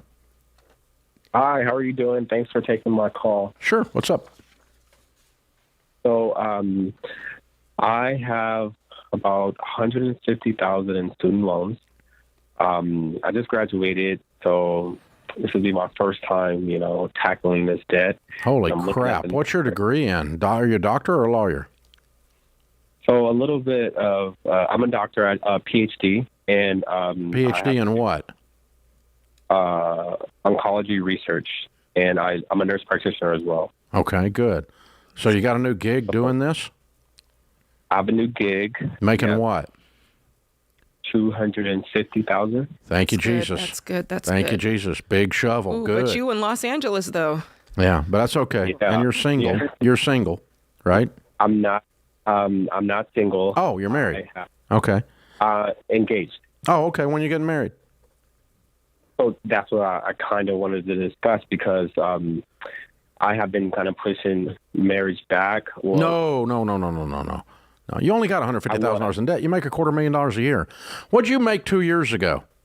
What was your household? What was your personal income 2 years ago while you were in school? Huh? About $90,000. Okay. So live on 80. Live on 80, and pay your loans off in 2 years. Mm-hmm. But don't wait to get married on student loan debt. Just go pay it off. Yeah. That's not really a reason. That's not a reason to not get married. Yeah. 250 minus 90 leaves 160, not counting taxes. That gets you out of debt in 2 years. Easy.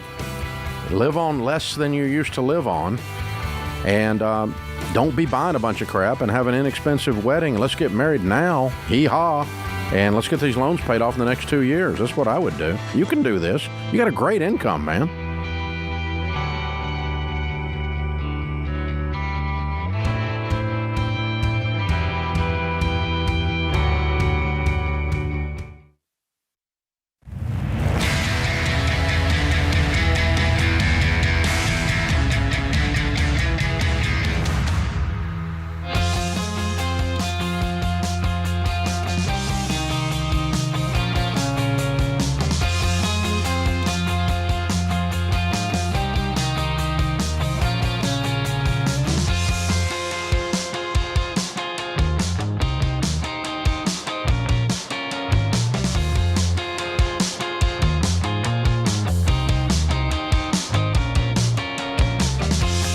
Jade Washaw, Ramsey Personality, is my co-host today. Thank you for joining us, America. We're so glad you're here. Open phones at 888-825-5225.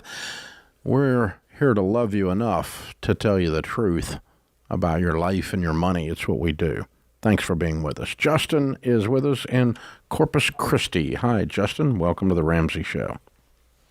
Hey, Dave, and good to talk to you. And are you still doing better than you deserve? Always better than I deserve, brother. What's up? Just a short backstory is after I lost my mom in just after Christmas of 21, her life insurance that redeemed was $400,000, and after I paid the funeral and her expenses, it was enough to get me out of debt.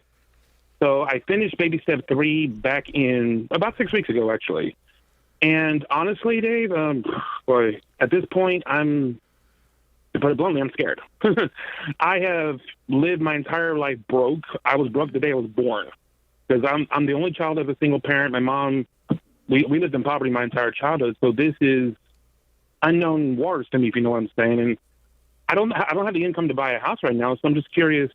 I've always seen in your YouTube videos that, baby step 3B is you save 20% for a house, but I'm 42, single, unattached, no kids, no immediate family. I don't need to buy a house right now. What? It's just sort of. Wait a minute. You got $400,000, and 100. I'm sorry. 100,000. 100. Okay, and you paid the funeral, and you paid off how much debt? $48,000 in student loans. I paid my car off, which was another $9,000. Another $20,000 in old medical and credit cards. It took me about 8 months to find them all and pay them all. Mm-hmm. Okay, how much money do you got? How much money do you have left? In my savings, I have $10,000. That's my full funded emergency fund. Okay, and everything, and you're 100% debt free, and that's all you ended up with. Okay, good. All right, I got the picture. I'd like to call it as that was the last gift Mom told me, because I told her about you, and during 2020, I was trying to get on the path, and she said, "Yeah, that sounds great. Go for it." And if anything, this was her last gift to me. Was, hey, get out of debt. I'm sorry. Sorry, that's the way you got it. I'm glad it worked out good for you. What do you do? What's your income? I work as a restaurant assistant general manager. I make about $33,000. Okay. So what are your career aspirations? What are you going to do with your life, man? You're 48. Well, did you say you're 48? No, I'm 42. 42. Okay. So what are you going to be doing when you're 52 that's so much more exciting and cool than what you're doing now? Oof. Truthfully, I haven't thought about that. I've been so focused on trying to be the best leader I can because I work with a lot of teenagers. I need to set a good example for them. Well, I wasn't suggesting you abandon your job. I just asked you what you were going to become. Hopefully, I become a GM. Okay. I like the place. I like the place I work at. I like the people I work with. And okay, what does a GM make? I believe because my old one just resigned. We're getting a new one next week. 48. Mm-hmm. Okay. I think so. They obviously never told me my salary, but they get a base salary. They're the only ones on salary, and then they get a bonus based on the monthly business, how much the business does each month. Mm-hmm. Okay. All right. Good. All right. So we got a plan. Mm-hmm. That's good. And why is it you don't want to own a house? I just feel like it's a little superfluous. Superfluous because I don't have a wife or kids. I mean, it's just me. I live in a 1-bedroom that's within my budget. I pay $669 per month plus utilities. Mm-hmm. I'm comfortable. Mm-hmm.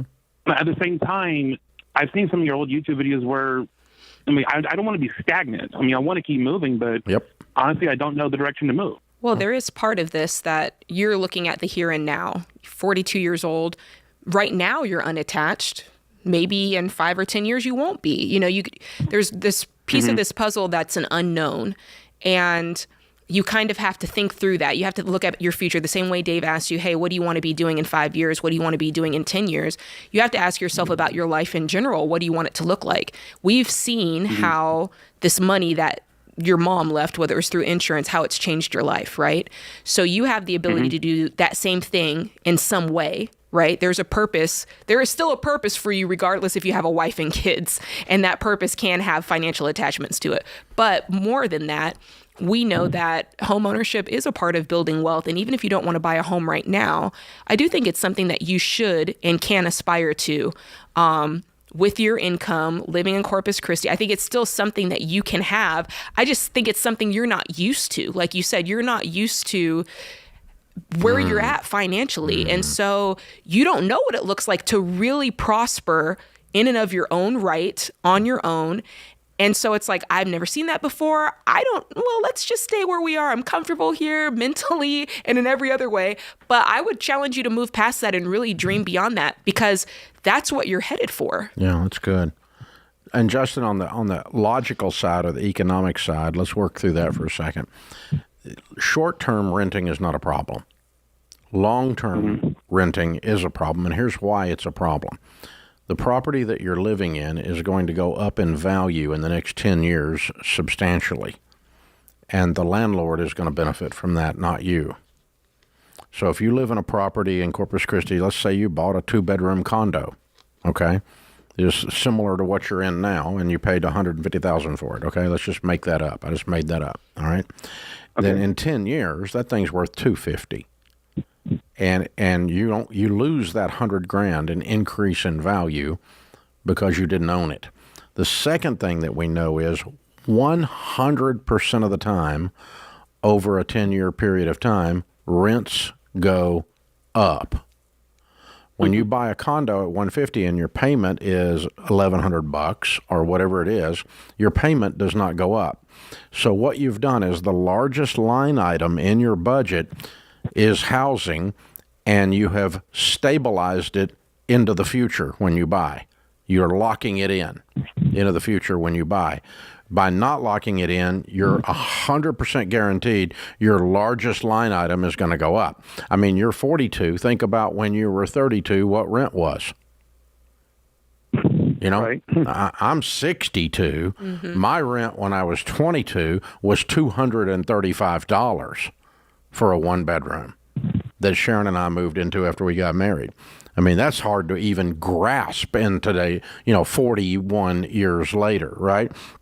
Very, very hard to even get my head around that, because you can't even walk on the property now for $235. I mean, it's just, and so you think about over the scope of my life, like 40 years, where's your rent going to be? It's going to be $235 versus $1,235 today.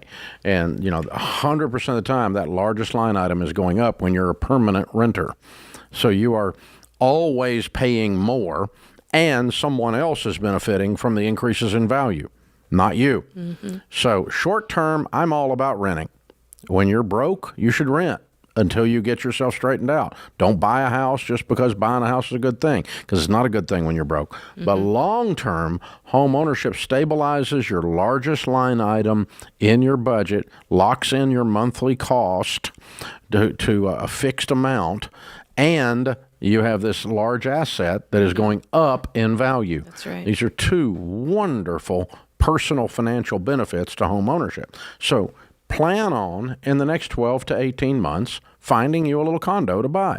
Doesn't have to be anything fancy. Right. We're not asking you to go crazy, and you don't have to mow grass. I don't care. If I'm you, I'm not mowing grass. I'd get a condo. It doesn't matter if you have kids. It doesn't matter if you have a wife. No, that all applies, period. Future financial planning is important for everybody. It's really the moral of the story. Yeah, and if you buy a condo in 5 years from now, your whole life changes and you sell it, you're going to make money on it. Yeah.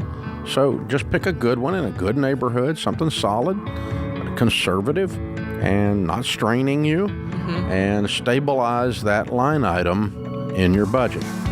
This is The Ramsey Show.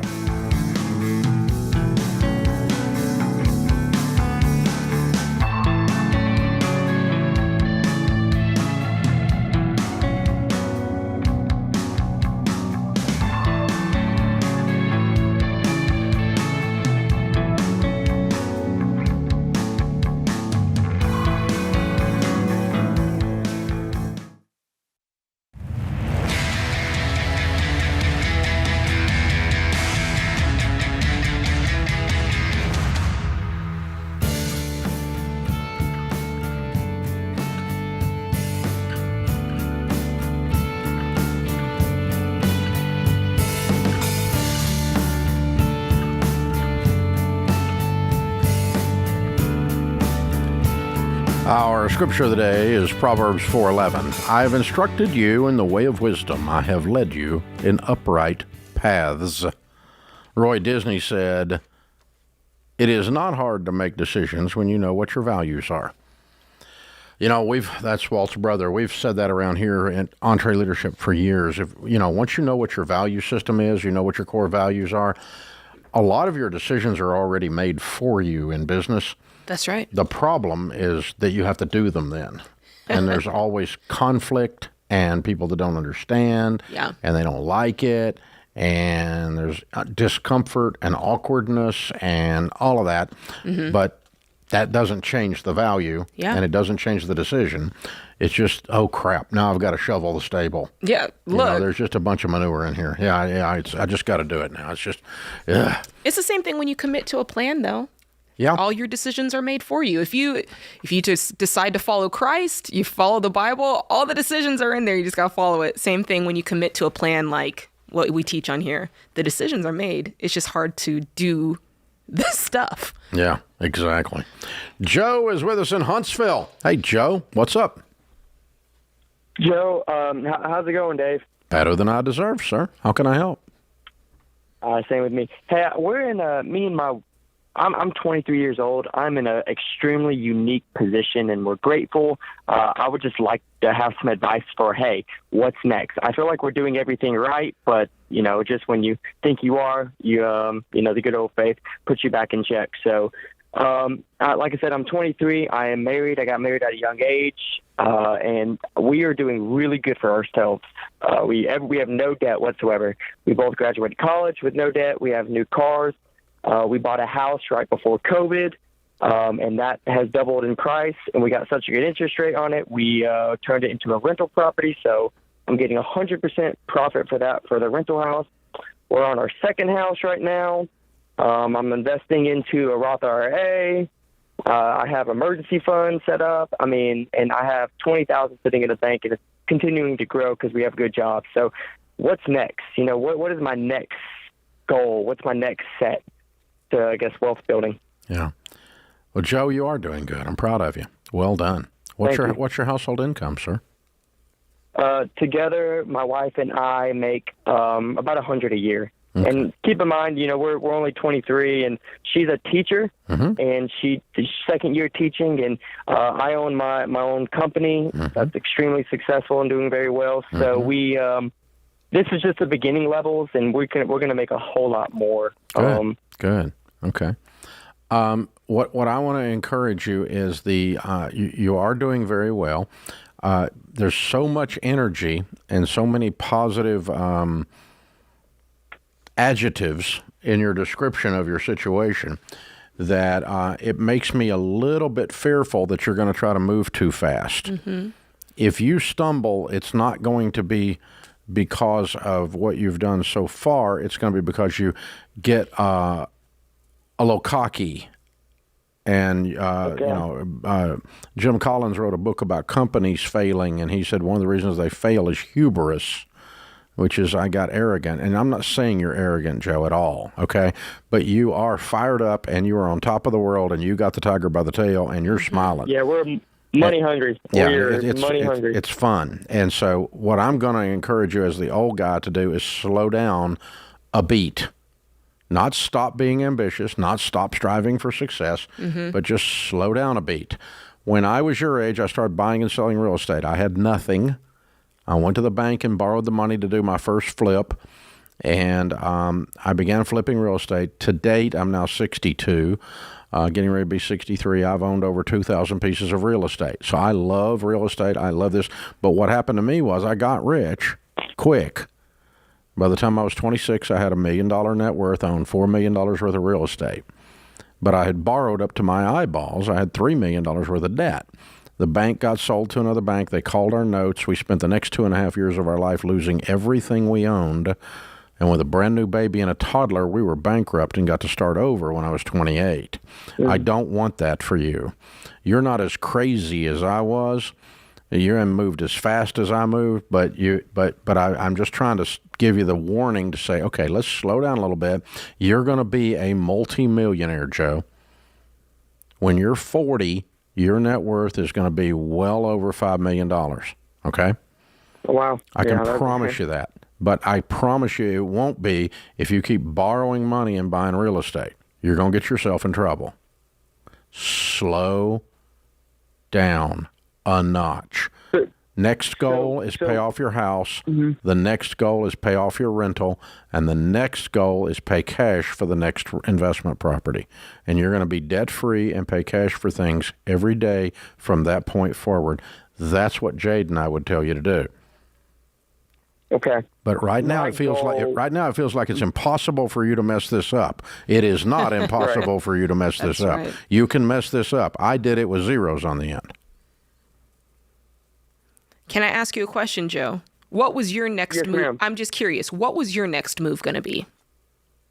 Well, I have, because of my father, he has a lot of really well connections, and one of his good friends has hundreds of kind of rental places down in the college town, Auburn University. So I'm getting a lot of my advice from a lot of wealthy people that I currently know, and this is what got my ambition into it. But my next goal was to kind of every year for the next 5 years, build a new house from scratch, because you get all the warranties and all the proceeds from building new. I mean, and they're just as cheap building them new than if you buy them, fixer uppers. So my ambition was to buy a new house every year, move into it for my primary residence, and then get a conventional loan with a low interest rate until they get lower again. But kind of build a new one each year, and that when I move out of it, then I'll start renting that one.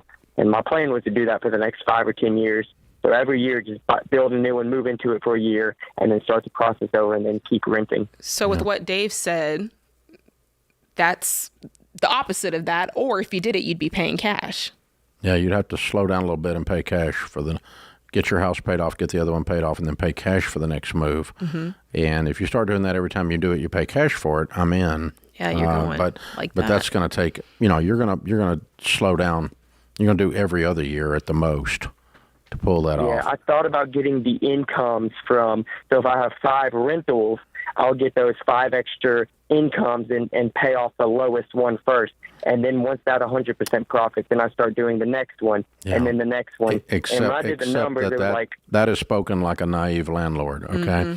So, again, I own several $100 million worth of real estate, more than your dad's friend. All things have to go perfect for that to be the case. Yeah, and 100% of the time, renters don't pay. Okay? You just can count on it. Most of them pay. Most of them are good people. You do a good job screening. They don't tear up stuff. They pay the bills. Everything's okay. But this idea that you're making 100% profit is just false. Yeah.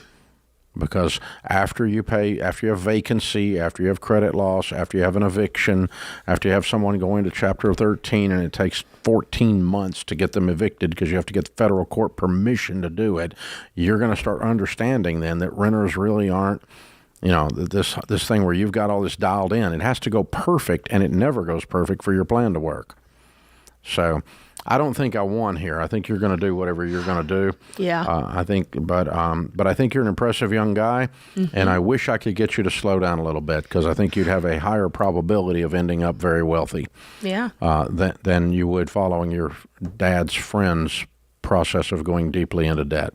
If you want to do that, you probably need to follow my friend Robert Kiyosaki. He believes in borrowing all you can borrow, and he's made a lot of money doing it.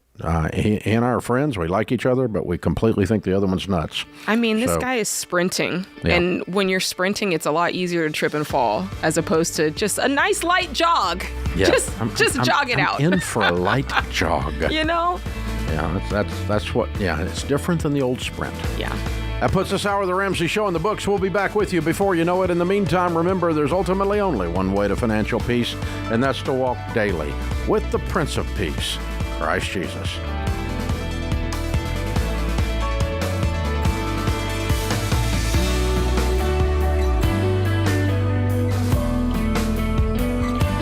Hey, what's up, guys? It's Jade. Look, if you like what you heard in this episode and want to know more about getting started on the Ramsey baby steps, go to RamseySolutions.com and click the Get Started button. We'll help you figure out the best next step for you based on your specific situation. That's RamseySolutions.com and click Get Started.